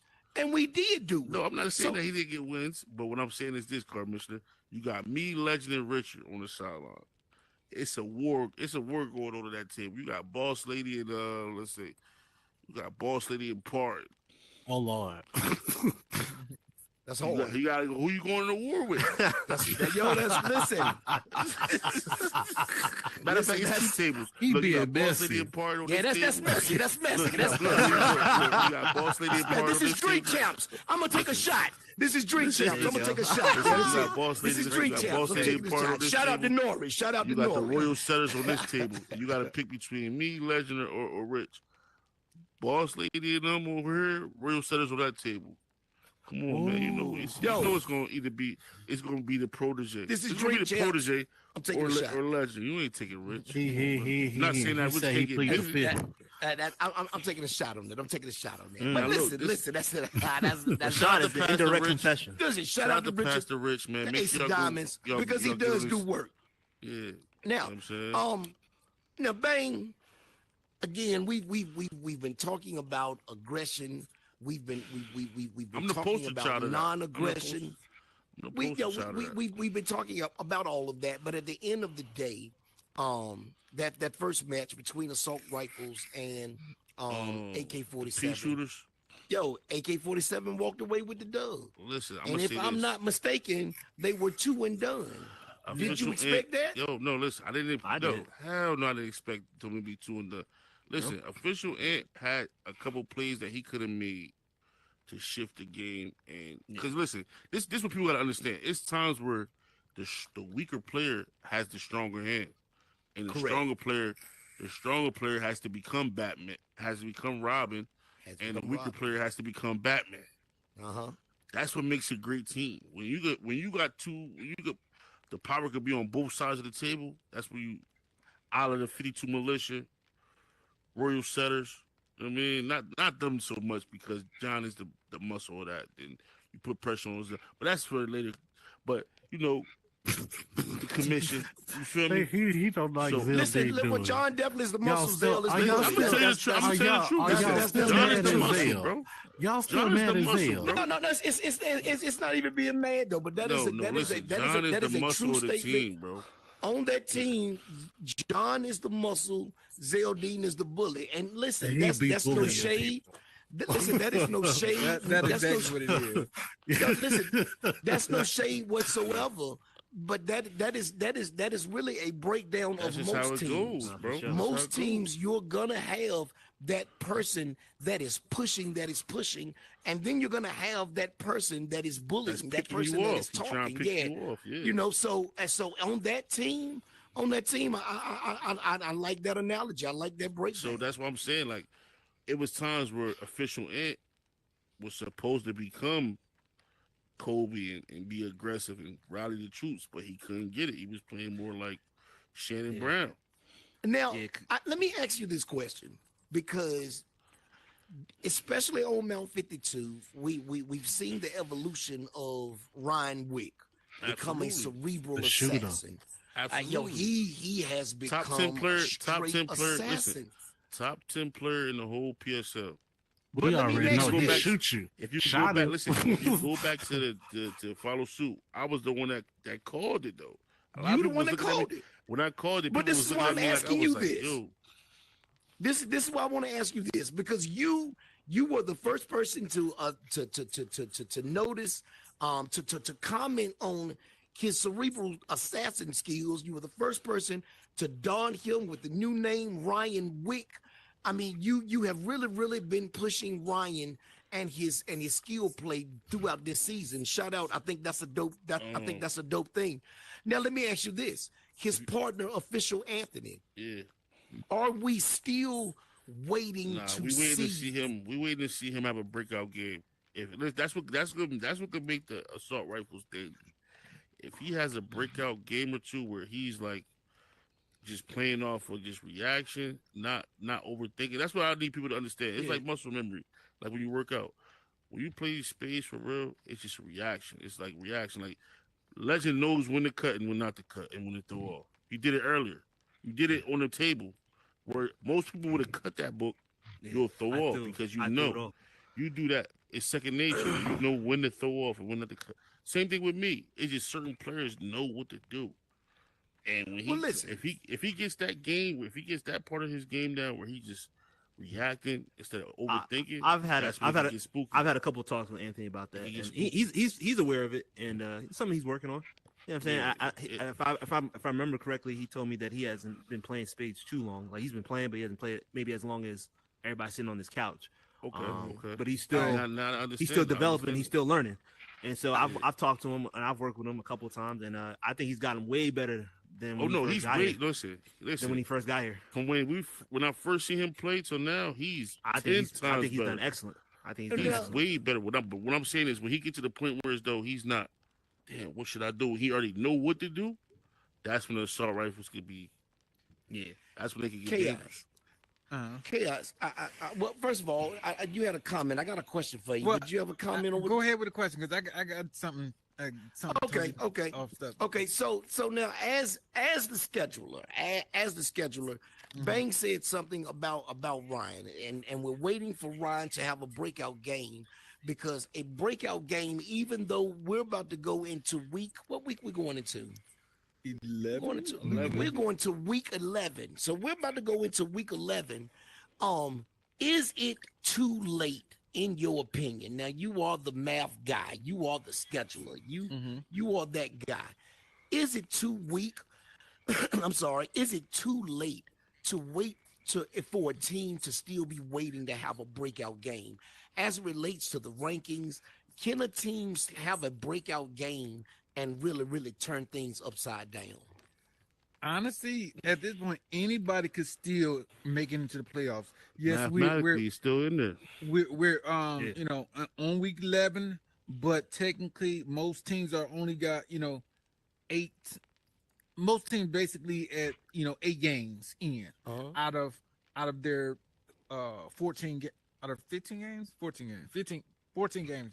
They 8 games in out of 14 games. So if anybody can go on a winning streak. It happens in the hit house all the time. Anybody can go on a good little win streak. So everybody got a chance to turn around. At this point, everybody got a chance to win out their own games and still have a positive winning record. Obviously, if the losing team does that, then they're taking somebody else's team gonna be losing, because every week it's 50% of the teams got to lose. Every week, 50% of the teams got to lose. So anybody can have a breakout game and turn around their whole season. So even though we're halfway there, anybody could still turn around. And just like the ones that's at the top can go on a losing streak.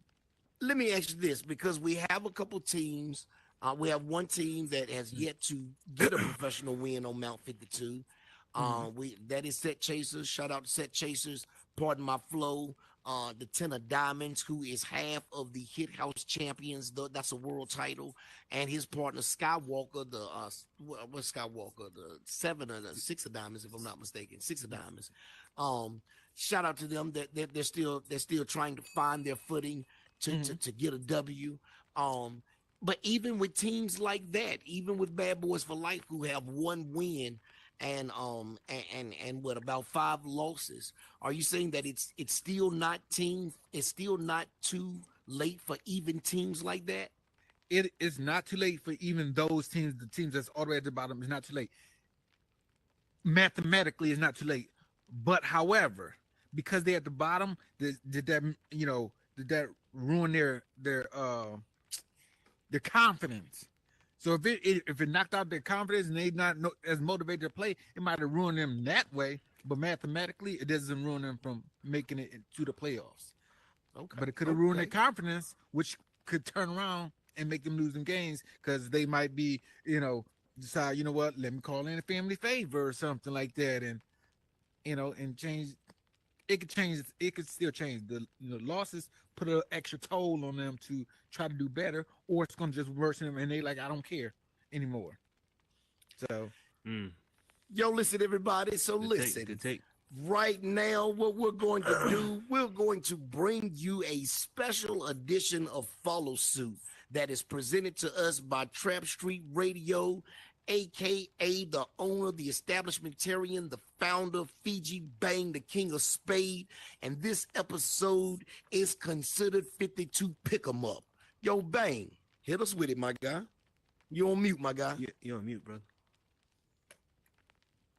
First off, I want to shout out Legend for having the card of the week, the 9 of Spades. I appreciate it, bro. Co-card of the week, Deadeye for making it go on his due diligence to make sure that the bad boys got their just due. Because a lot of people don't know. You know what I mean? That just showed their professionalism. First contestant, Follow Suite, 52 pickup. He's becoming a JaVale McGee of it. Skywalker.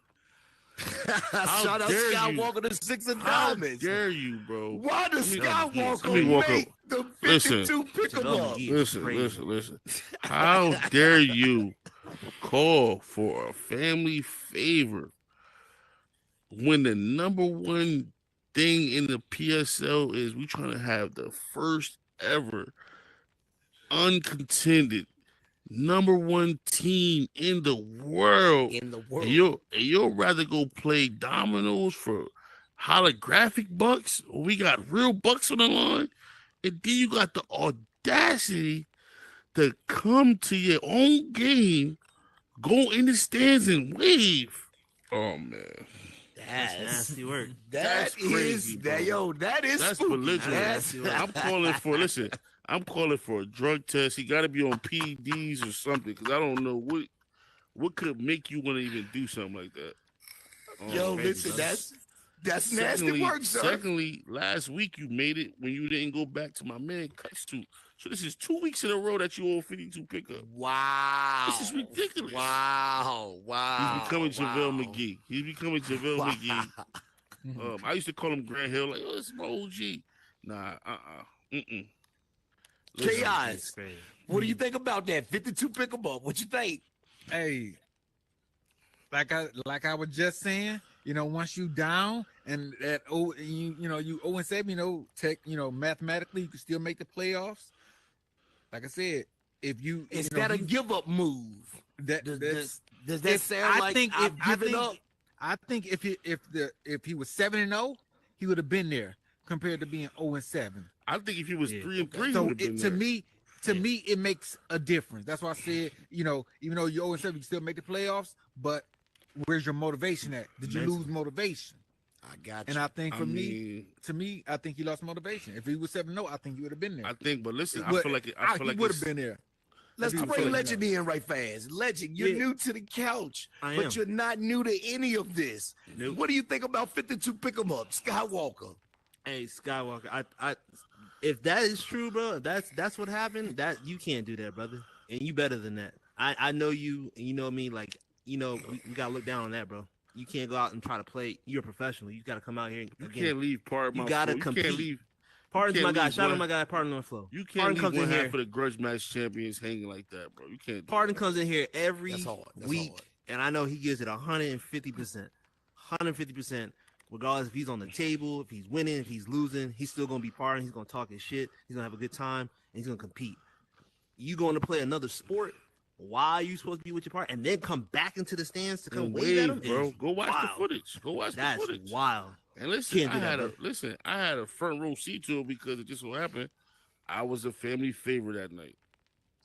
You were a family favorite. I was a family favorite that night. You were the family favorite, as a matter of fact. I was the family favorite to that game. So when I look up and see Skywalker waving, I'm like, God damn, bro.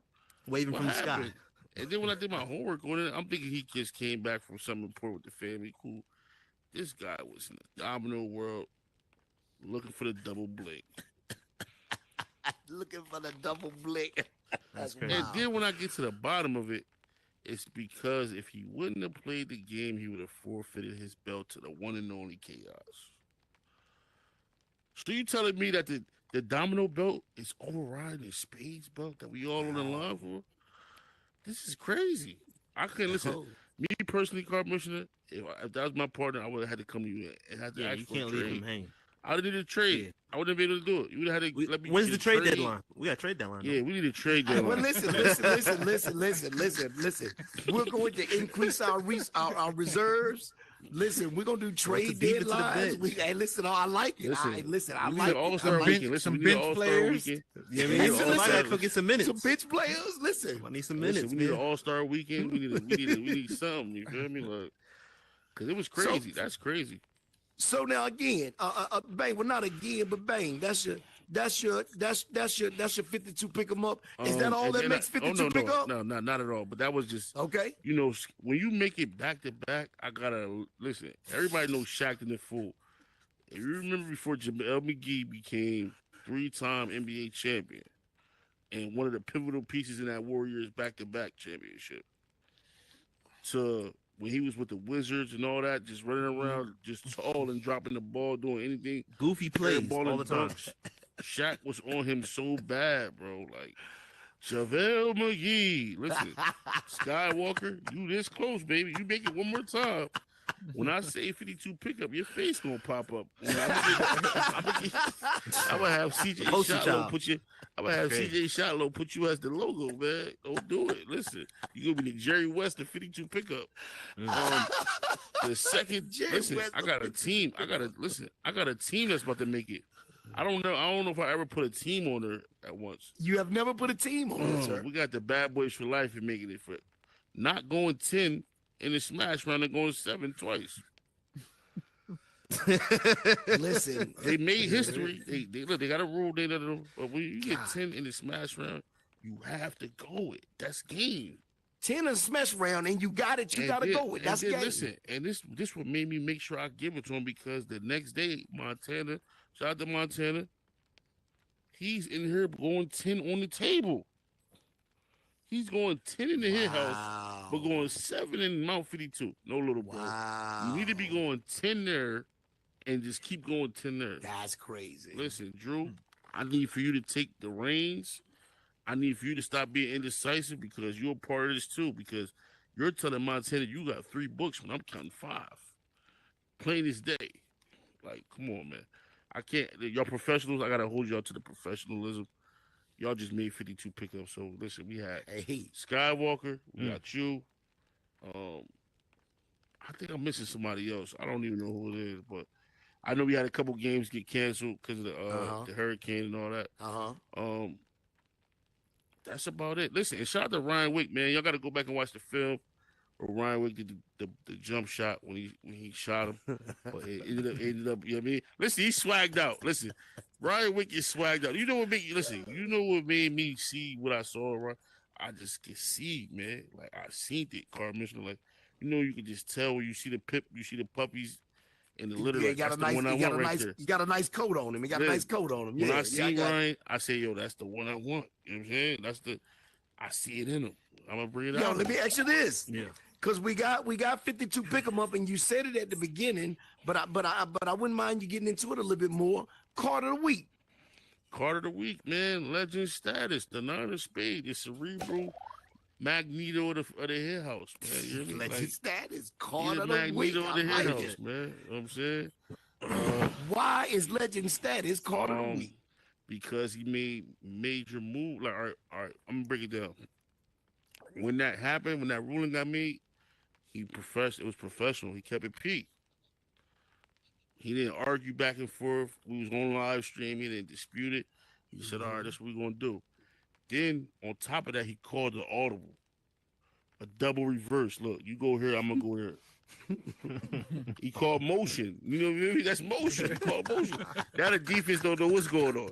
He done switched the tight end. He done turned chaos from the quarterback to a receiver, and he didn't want the quarterback. So now it's like, oh, we didn't plan for this. We didn't plan for 2 running backs spaced out. We didn't plan for that. Because we was planning for our formation. You know what I mean? Again, the weak link on that team is Montana. So Montana, good guy. Now, you know what I mean? But like I know Chaos.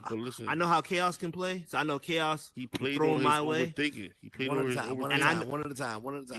So I knew the way Chaos plays that I know he could interrupt Montana's way of playing because then Montana's gonna respect his game and be like, "Ooh, I can't do that."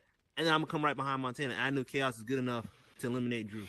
And so the way I looked at that, I was like, all right, we gotta switch up something. And that's the way I saw it when I did that.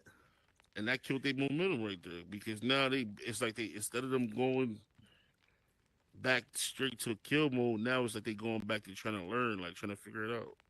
Listen, it was 1-1. It was anybody's game. They could have executed and did what they had to do, but they was just thrown off by the motion.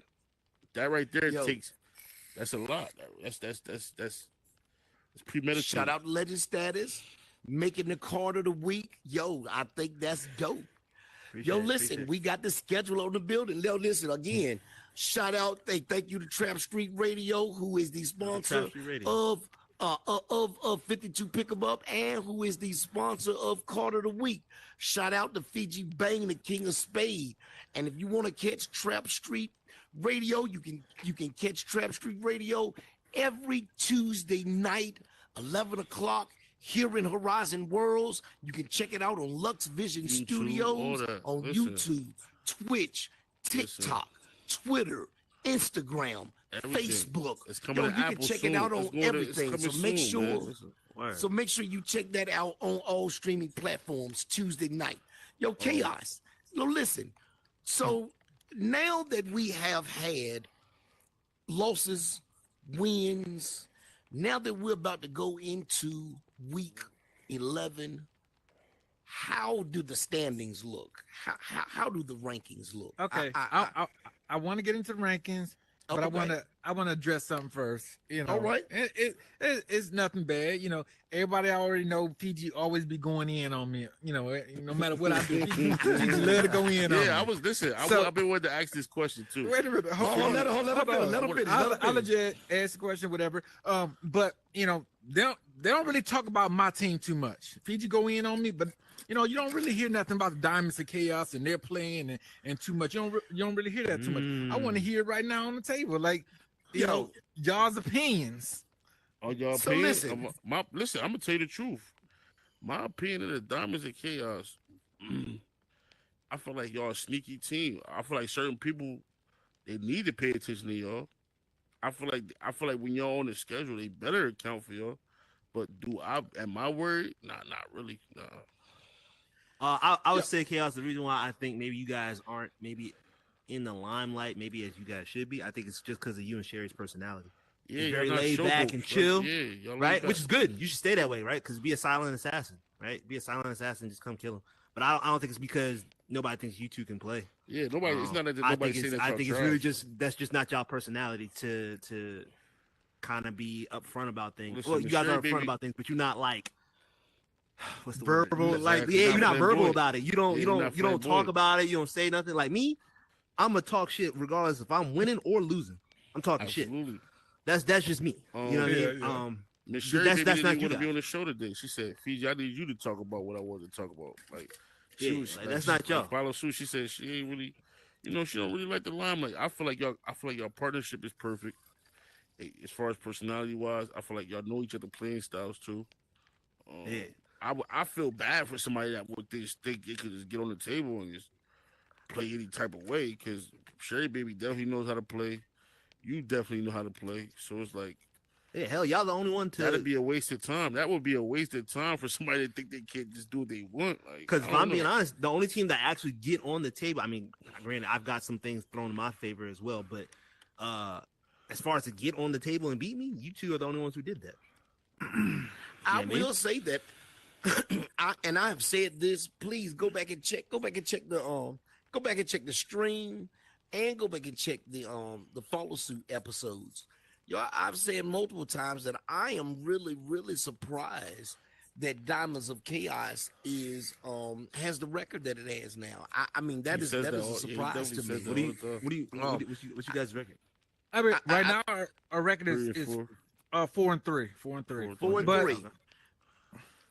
Technically, no, go ahead. I'm sorry. Technically, y'all know I gave up one game. That makes a big difference. That we would have been 5-2.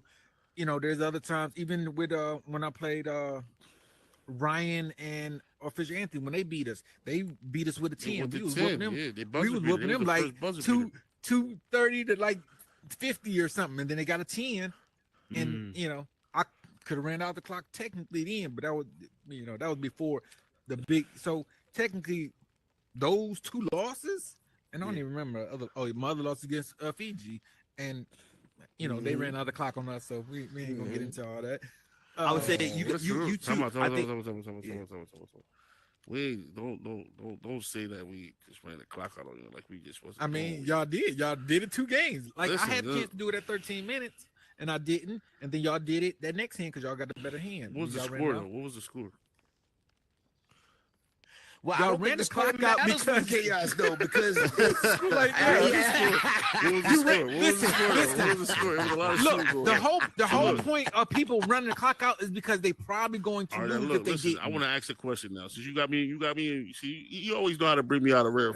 If anybody knows how to push my buttons, Chaos knows the prototypical way to do it. So now I'm gonna throw something in there. I want to know why you was throwing them cards so fast when it was time for you to run them clock out with Legend. With who? Well, I want to know why you threw the cards so fast when Legend was taking his time running out the clock. Chaos, tell me if this is correct. I think, because if I know you're like me, I think you did the numbers, right? And you looked at it as I probably could have got all 13 of those without you having to compromise how you usually typically play. Am I right? Exactly. Yeah, I figured. When he started doing it, I was in my head. I was also thinking the same thing. Listen. Yeah. I wanted to hear him explain it. So you just gave him a. But honestly, we talked about this before we even started playing the game. That if I see that it's enough time for him to to do it, I'm not going to do it. But if it's not, then I will go to it. That's why. That's why I said. But that's why I said that Montana and them actually making that 10 was on me. Because mathematically, I could have did it.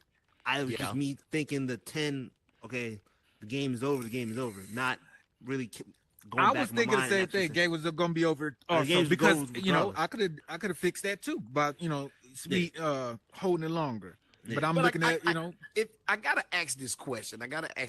Because, again, there was a weaponization of the clock. The block was implemented. It was a smash round. We're gonna waste the time so they don't make their 10, but they still made their 10 with 20 seconds left. Mm-hmm. If there had been no weaponization of the clock, if we had played it out, that was like 13 minutes, if I'm not mistaken.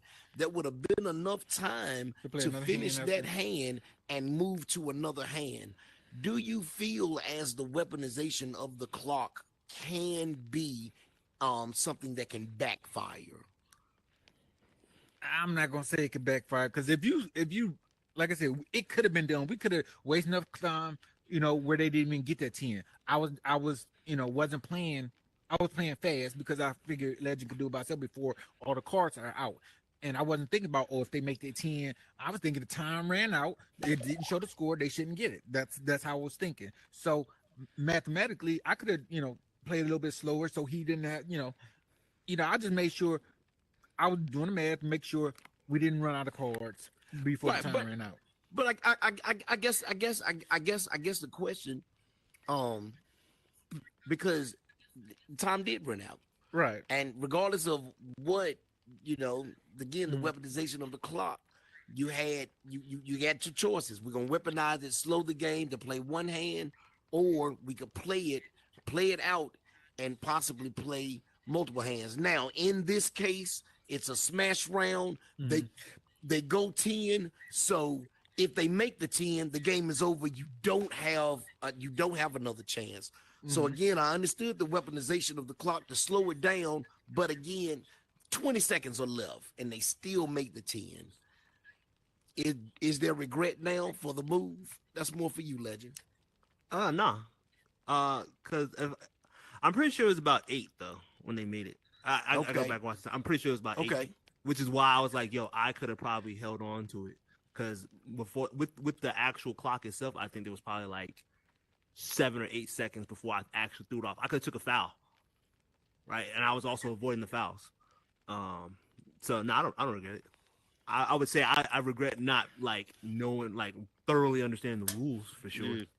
Yeah, that's the play. No, I'll do it again. Montana and Drew, I would do it again. That's the only thing. I would do it again. Not knowing that if they actually made a 10, even though the clock ran out, that they would actually get it.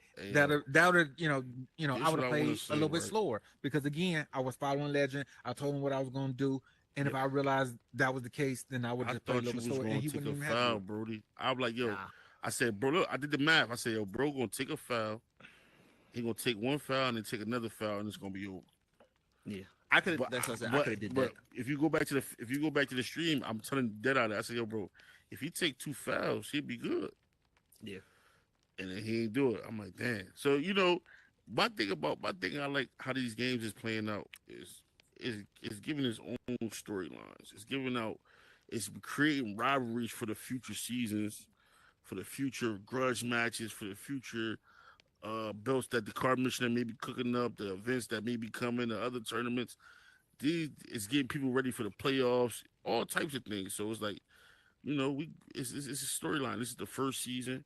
I feel like everybody that's involved, from the dealers to the counters to the scripter to the people that's watching our streams to the people sitting as beans to the playlist creators, Chevy, Pardon me, you feel me? Like, just people that sit and come up with the ideas for the show, Follow Suite, 52 Pickup, just even who came up with the idea for the hammer. I feel like, yo, we all created something special, and we creating it out of good energy and good vibes, and people was gonna love it. They're gonna support it. That's why we are who we are.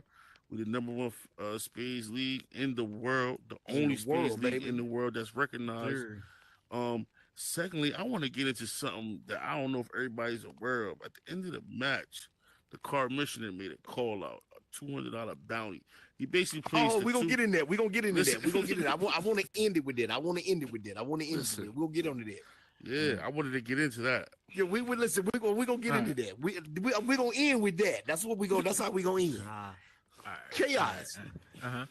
Let's get to the rankings. Now I got 2 questions. I got 2 questions. I hope I don't put you on the spot with this. Now, I would like to know if it's possible, can we determine a #1 ranked Spade team, which I know that we have already? And is it possible that we could break down? Now, maybe we can't do this tonight, because maybe that's a little too much. But is it possible that we can break down the individual players as well, so that we can determine a #1, #2, #3 ranked Spade player in the world? Is that possible? You talk about as far as individuals? So far as individuals as well. So let's say if when Bang and Dead-Eye were ranked #1, they were 4-0, they were ranked #1, but one of them, Bang or Figi, had a better record between them two, which would have made one of them the #1 ranked player and the other the #2 ranked player. Can we do that? Is that possible to do that? I do have some numbers, some individual numbers. However, I mean, it is updated it numbers. is Updated numbers. Yeah, they're updated, but because of some people got more games than others because of bye weeks. So it might be accurate this week, but next week, it could change because we're still in the middle of the season, and a lot of people got bye weeks. We still got some makeup games. Some people only play 7 games. Some people play 8 games and things like that. But I do have some stats. Yeah, I only played 6 so far. Let me see. But as of right now, just let's see. As of right now, still John and Zeldine still have the most wins overall. Okay, so they would be the number 1 ranked team. They will be the number 1 as far as individuals too. They still have the most wins with the less losses. And that's going by games, not necessarily matches. Okay. Yeah. So Royal Setters would be the number 1 ranked team in the world at the present moment.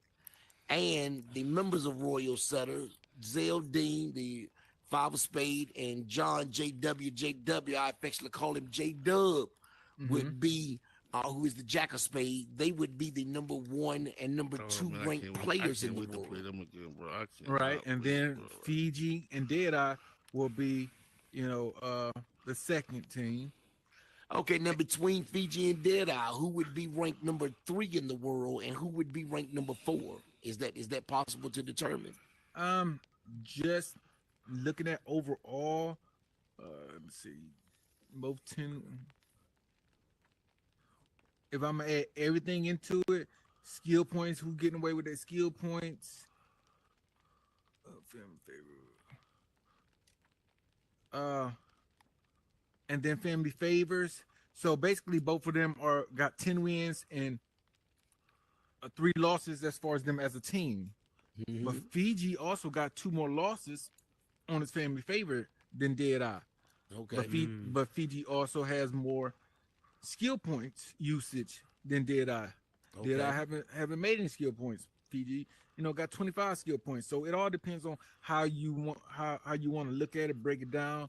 Technically, Figi got more losses than Deadeye with the same amount of wins overall, just because of the family favor. Well, ranked number 4 in the world is not bad though, Bang. Nah, I need to be number 1. Hey, I got you. Can I be honest? But just hit us with it. Oh, I'm sorry. Of that team, I think Fiji's the clear-cut better player.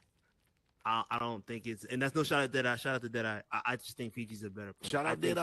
I think Figi is more calculated. I think Deadeye is more reserved. Not that saying he couldn't do it, but I think Deadeye tends to make some of those mistakes we were talking about earlier, and hence that's one of the mistakes that cost them that 1 loss that they have. And a couple other things I think he's done, and I think Figi, he might hold his partner down, but I think in the back of his head could be like, damn.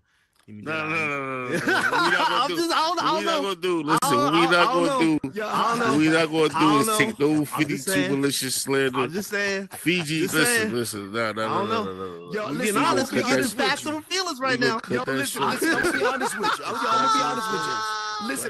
you. Listen. That assessment is not far off. If I had to look at 52 militia, I would most definitely. No, well, I'm gonna say if I had to look at 52 militia, I would most definitely, I would compare them to the Royal Setters, in the fact that Figi plays a very good Zeldine role, and Deadeye is meticulous at playing a quiet John JW role. I think I don't mean to say that as I don't like that either because no. Well, let me finish. I don't mean to say that as you guys emulate them or anything. I'm only using them for an example. But I definitely see that you guys have different strengths on the team. And I think. That's my assessment. I think Figi, the reason why I say that as well, right? If you go back and watch the tape, there's a couple things that I did, right? But Deadeye was commenting like, yo, why did he do that? And I know for sure, if you had seen what I did, you'd have been like, yo, and you call some of that stuff out. Your legend did it because of X, Y, and Z, right? When I play some of those plays that I play, prime example, I was speaking to that earlier. I had played the Ace of Spades, and he's like, "Why didn't I run them spades out?" Right? I played the Ace of Spades because I was trying to figure out where that little 2 is at. Regardless if my partner had it, I'm fishing for it. But he asked on the commentary, "Why did he play that?" So right then and there, that tells me like, "Yo, bro, you're there, but you ain't there." And and like. Hey man, I'm calling what I see. Once again, I'm sorry. No 52 malicious slander. I'm sorry. I gotta call. Listen. I gotta listen. At the end of the day, what I told you, Cardmissioner. Great player though. I think one of the best in here with my partner. You know what I'm saying? Yeah. Now, this is why I play how I play. The game that we lost to Zeldine, right? I heard the same way T-Gray has spoke on something about you being lucky. I go back, I watch the episode. Yo, baby, 1 second. I'm sorry. Bang, I'm sorry. Yo, shout out to I Am Shaquila, who has just come in the building. She's the head of the club's family, and she is the CEC of 52 Hitters. Yo, Keela, go put your tag on and come on, join us on the couch. No, boom. Go get your tag, Keela. Go get your tag and come on, join us on the couch. Go ahead, Bang. I'm sorry. I sit back and watch that episode at least once a week, every week, because I studied the film, and I listen. It wasn't so much of the card play or the so-called mistake he made when it's overbid. Because everybody done did that in their house where you put your clicker and try to click and it go to the wrong thing. Right. I'm not gonna hold that against my partner because he make great plays. What I'm holding against he was not able to shake that though. Yeah, he wasn't. It was something that ate at him. Yeah, he was not able to shake that. You know who I'm holding accountable? I'm holding the commentators accountable. It was a lot of commentators. It was a lot of commentators on my game that we lost. A lot of people that I done victimized on several occasions before the season and during the season. So they had a lot to say about, I feel like Fiji's getting carried. If it was anybody else on his team, he wouldn't be winning. And he's getting belt the ass. It's his turn. And it was a lot of people saying that. And I told you, listen, I sat there. I got a list. I got people's names circled and underlined. I can't wait. So every week when I match up with these people, I'm matched up with a couple. I'm gonna torture them every week. So listen. Let's get same back way, to bro. chaos. I promise you. Listen, let's get back to chaos. Now, chaos, you are about to give us a breakdown of the teams so far. Can we get a breakdown of the team so far? Can we get wins, losses, rankings? Can we get that? I think you're on number 3. I got you. I want to say shout out to my assistant, Tori, the finest, the counter for the Hart family. She is in the building. You can go put your tag on. Come on and join us if you want to on the couch. Her husband was on the couch earlier. Come on and join us. We're about to close up, but please come on and join us. I can't lie. Number 4 deuce, it's not bad. You know what I'm saying? Out of 52 cards, it's not bad. All right. Here we go. Royal Setters, they're 5-1, 83% win ratio. 52 Militia, number 2, tag on Tori. 5-1, 83% win ratio. Team 3, the Replacements, 5-2, 71% win ratio. Number 4, the Commission, 5-2, 71% win ratio. Number 5, Elevate, 4-2. How they number? I should be ahead. I should be ahead of. They beat the brakes off her. And if that's how you did it that's how you did it for. Wait, for the Replacements, I beat the brakes off of them. When did you play the Replacements? Oh, we played them in week. That made me positive. Okay. This is just. I didn't do the. Oh, you didn't do the rank. I was only doing it based off how you did for 1 and 2. So you said because Zell and them beat for this one where I'm reading from. I didn't do it on this one. Oh, okay. Because this one just automatically just go and it put it in alphabetical order. I have to actually look at certain games to see. So for this one, if they got the same win percentage, it's just in alphabetical order. So just understand that. Okay. Cool. If I'm doing a win percentage, it's just because they're in alphabetical order. That's why the Replacements is above the Commission right now because it's alphabetical order. So, and then who was the fifth? Fifth is Elevate. 4 wins, 2 losses, 67% win ratio. 6 Automatic Rifles, 5-3, 63% win ratio. Diamonds of Chaos, 4-3, 57% win ratio. AK-47, 4-5, 44% win ratio. The Cutthroats, 3-4, 43% win ratio. Setbook, 2-3, 40% How y'all feel about the Cutthroats? win ratio. Who is that? That's The Jen Cutthroats, and Jen Big Randy. and Randy. That's a weird team, man. Yo, listen, man. I don't think that they've had a chance to really They don't got really show. they haven't don't got no anything to show for real. they've been having to forfeit certain games, but the games they did play, they won. So it's like I don't know how to read them yet. Yo, let me tell you something. For real. I know Jen she's a dog. She's a dog on the table. I'll give it to her. Yo, listen, Jen is a dope player. So you know, shout out to Jen, man. That's one of my proteges. Listen, Jen is a dope player. So wow. I'm really sad and disheartened to see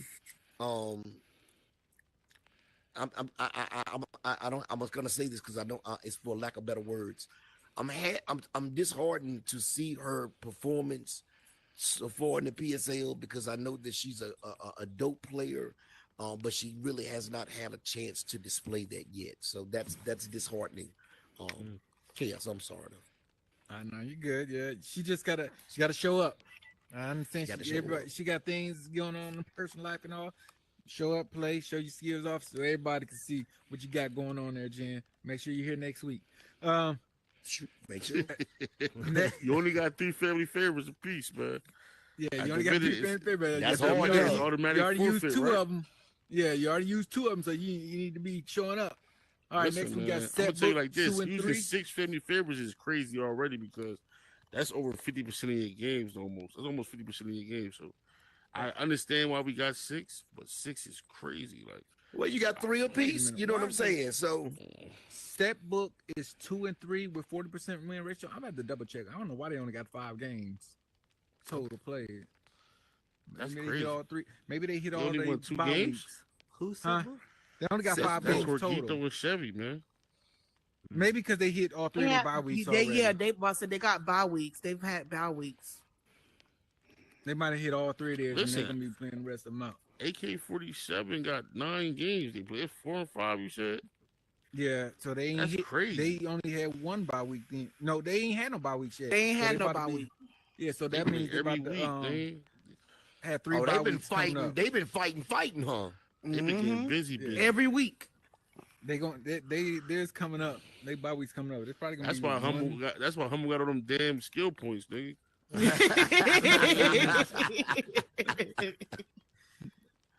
So He then always we got got that ace. Minding My Business 2 and 4 with 33 win I'm percent. surprised at them. I'm surprised for so them. surprised at that. I thought man. they was going to at least be like 4 and 1. I thought they was going to be like one of the top teams. They got good I am chemistry. so surprised. Even- And speak they're up- former Hit Miss House T. champions. To speak got up for good them, they chemistry. did give the game to the replacements, the one when they was versus Tigray. Diva did not hold the clock because that was her niece, and she gave them the game. Being honorable. Being honorable. Shout out to Diva mean, for not listen, for Shout not out for to not the employing the time club. Well, Miss Diva, give me the game when y'all play me. Right. Give me that. I need All that. right.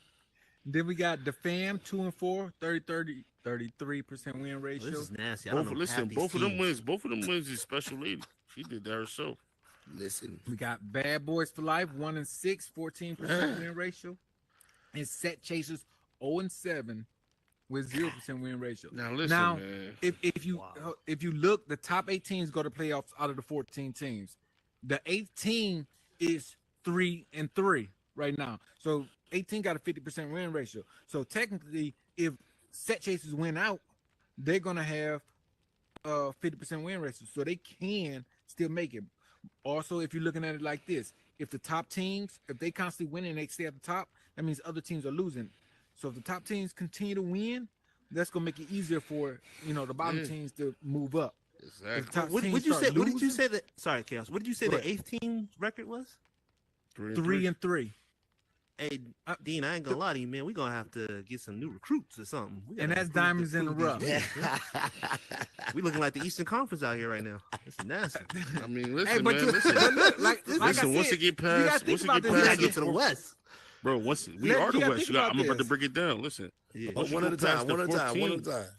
Once you go past the fourth team, that's the Eastern, bro. The top 4 teams, listen, let's say the top 5 teams got Spades in them. Yeah. The Spade family is carrying the league right now. We are the Western Conference. Chaos, go ahead. What were you saying? I was gonna say you gotta think about this. Every week, 50% of the teams have to lose. Yes, fair. And since you're playing just one team each week, you're not playing like a conference where you play this team, multiple times. You gotta play each team once a week. So as long as the winning teams are winning, that gives the bottom teams a better chance of moving up. But if the winning teams start losing games against those, middle teams or them lower teams, it that could change the whole. Ain't that some stuff? So essentially, what you're saying is we carrying them to the playoffs. That's nasty work. By beating bro, listen. Add it up, bro. That's a possibility. All I'm saying is add it up. Listen, it's not the club. It's not the club family that got 5 teams in the playoffs. It's not the Hart family. It's not the Diamond family. It's the top teams. Every top team got at least one Spade member in it. Listen, Tori's new to the couch. She's been really, really active in the games. Tori, what is your opinion on set chasers? They are 7. They're 0-7. I mean, what we got to say about it? I just don't think they're a great pair. I think individually, I've seen them smack down in the regular hit house, but they're just not a great pair. And I do believe that next season they should really pick other people to play with because they just didn't match up this season. Legend. 7-0, my guy. I mean 0-7. Your comments, your thoughts. I know, like Tori kind of alluded to, both players can play better than what they playing. And I think they kind of allude to what we were kind of talking about earlier, where we talked about who can take over that role, and I don't think either one of them can do that. And I think that's the problem. I think they have the ability to. I think they can be capable, but I don't think one can be Batman because both of them are kind of like in their ways on how they playing. So technically, you can't have a Batman if y'all are both in your own ways of playing. And right. So you got to put that together. You got to put your pride aside. You got to put ego aside. You got to put ways of playing aside, and you have to come up with a style that you both can agree on and play. Right. So if Skywalker's way is to kind of be conservative, then you know what I mean, you got to match that sometimes Pardon and say, I might have to be conservative. But at the same token, you got to take Pardon's lead as well and say, hey, I want to fucking stomp on their necks and go for the gusto. You know what I mean? So you got to find that nice common ground and do that. Because you notice all the top teams in which Figi had alluded to all have 2 players that can be Robin or Batman. They can do both, right? I could take right. Chaos and Sherry have it. Me and L Dog have it. Figi and Deadeye have it. John and Zell have it. I guess the what are they? The replacements have it. Tigre and Homie. All those top 5 teams, they all have. I don't know about that. I don't know about that one. I mean, as far as style of play, I feel like what I feel like with Tigre and Homie. I feel like they just got like.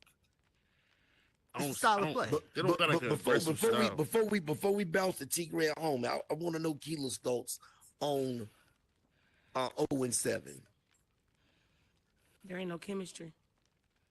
Right. That's just it. There's no chemistry on that table. Because for me, I always tell people it's a dance.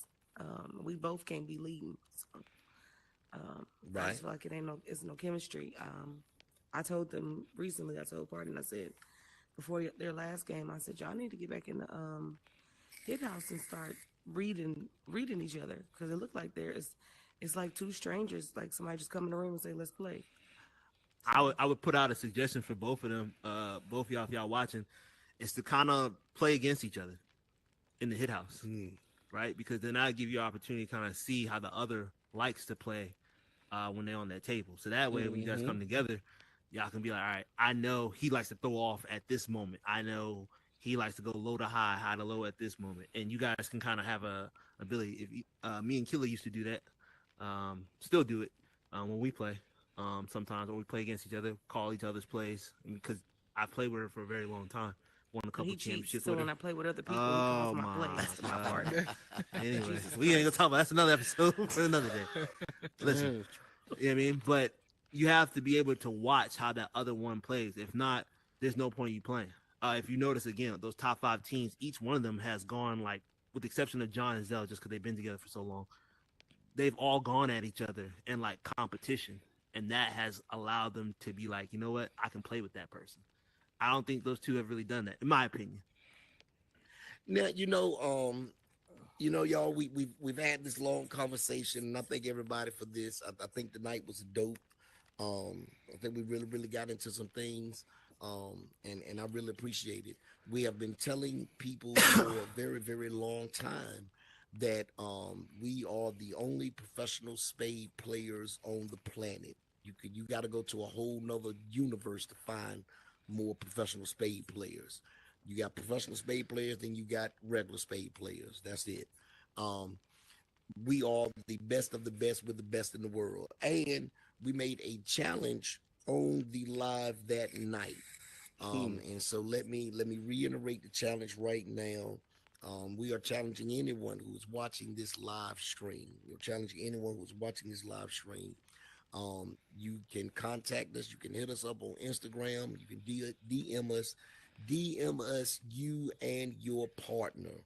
We're going to go through all of the DMs. We are going to choose 3 teams. We're going to bring those teams in, and you will get a chance to play the professionals.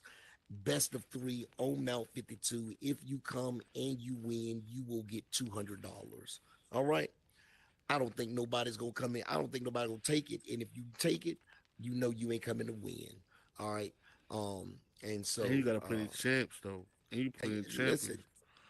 Listen. So that means you got to go through the militia. The setter. Listen, No, pardon me. Not even the militia. We going to be champs at the end. You got to go through 10K.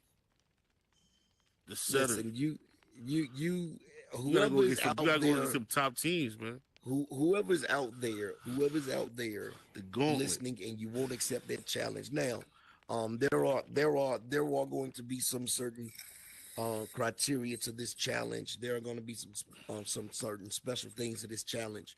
But that's the challenge. Y'all good with it? Absolutely. Listen, man, Cardmissioner, all I ask is let me shake them up, man. That's all. Y'all good with that? Let me torture them. Listen. We are looking, and so we're gonna be checking those DMs. Keela and myself, we are really gonna be checking those DMs. If you submit it, we are going to get back with you. If you are if you are chosen to enter into and come and play with us, we will give you all of the information that you need, how to access us, the equipment that you need, all of that. We will give you all of that. And so that is the challenge. Listen, y'all, I believe that this was a great episode. And so we're about to go ahead and close it. Bang, give them 20 seconds of closing. Can I ask one question? Yes, sir. Because I understand everybody's saying 0-7. Everybody saying what? Say that again. You're saying like 0-7, like the set chasers, right? What about this Bad Boys for Life team? Like they got 1 win. They want to see. Well, listen, we're gonna listen. I want to know. I want to know the how y'all next feel episode. about them. We're gonna pick up right there on the next episode. We're gonna pick up right there on that episode. So let's mark that because we picking up right there for them. Because listen, it's got to be discussed. Who is the best of the best and who's the worst of the worst? That's what we decided. And it goes down on Mount 52. Flat out. All right. So listen, thank y'all for everybody who has been on this stream rocking with us. We really appreciate it. We've been on this joint for a while and y'all been rocking with us. Listen, thank you for everybody who shared this stream. I want to shout out Figi Bang, my God, Trap Street Radio. Listen, Shaquila, I am Shaquila is in the building. My God, legend status. Tori, the finest. Chaos is in the building. And it's your boy, Ruoivas Deen, the Cardmissioner. And you guys have been watching Follow Suite. Listen, make sure that you tune into us. We'll be back next Sunday. Make sure that you have your notifications set so that when we go live on Tuesdays and Thursdays from Mount 52, you will have that. Also, make sure you have your notifications set because just right after us on Lux Vision Studio, well, not right after us, but at 11 o'clock on Lux Vision Studio, you're going to have Trap Street Radio, Figi Bang, the King of Spades. So make sure you tune in. Please make sure you subscribe to all of our all of our social media. Hit us up on that DM on Instagram. Absolutely. Yo, if you want a piece of the 52 hitters, we here. We ain't going nowhere. 52 hitters in the building, baby. We about to get out of here. We gonna see y'all. Deuces, baby. You know the games for next week. You don't got them next week. Yep, I got you. All right, next week. What we in? Week 11. Week 11. Yeah, we got the Cutthroats against Minding My Business. We got Automatic Rifles. That's gonna be fire. Against the Commission. We got Diamonds of Chaos against Elevate. Yeah, I like we that. We got Diamonds in a Rough against Set Book. The Replacements against Set Chasers. And the Fam against 52 Militia. Another unpredictable week. I'm excited. Another unpredictable week. Tuesdays and Thursdays. Oh my God. Make sure you tune in. You got something else, Chaos? Richard is going to come for Figi. I can see that now. Listen, Richard's coming for it's you. a method to my madness. It's a method to my madness. This He about to take you on a boat trip, and he gonna leave you out hey, y'all, there in the morning. We out, y'all. We're gonna see y'all later. Thank y'all for tuning in. By the time I'm done with him, I'm gonna have all the collection plates. You hear me? He about to take you on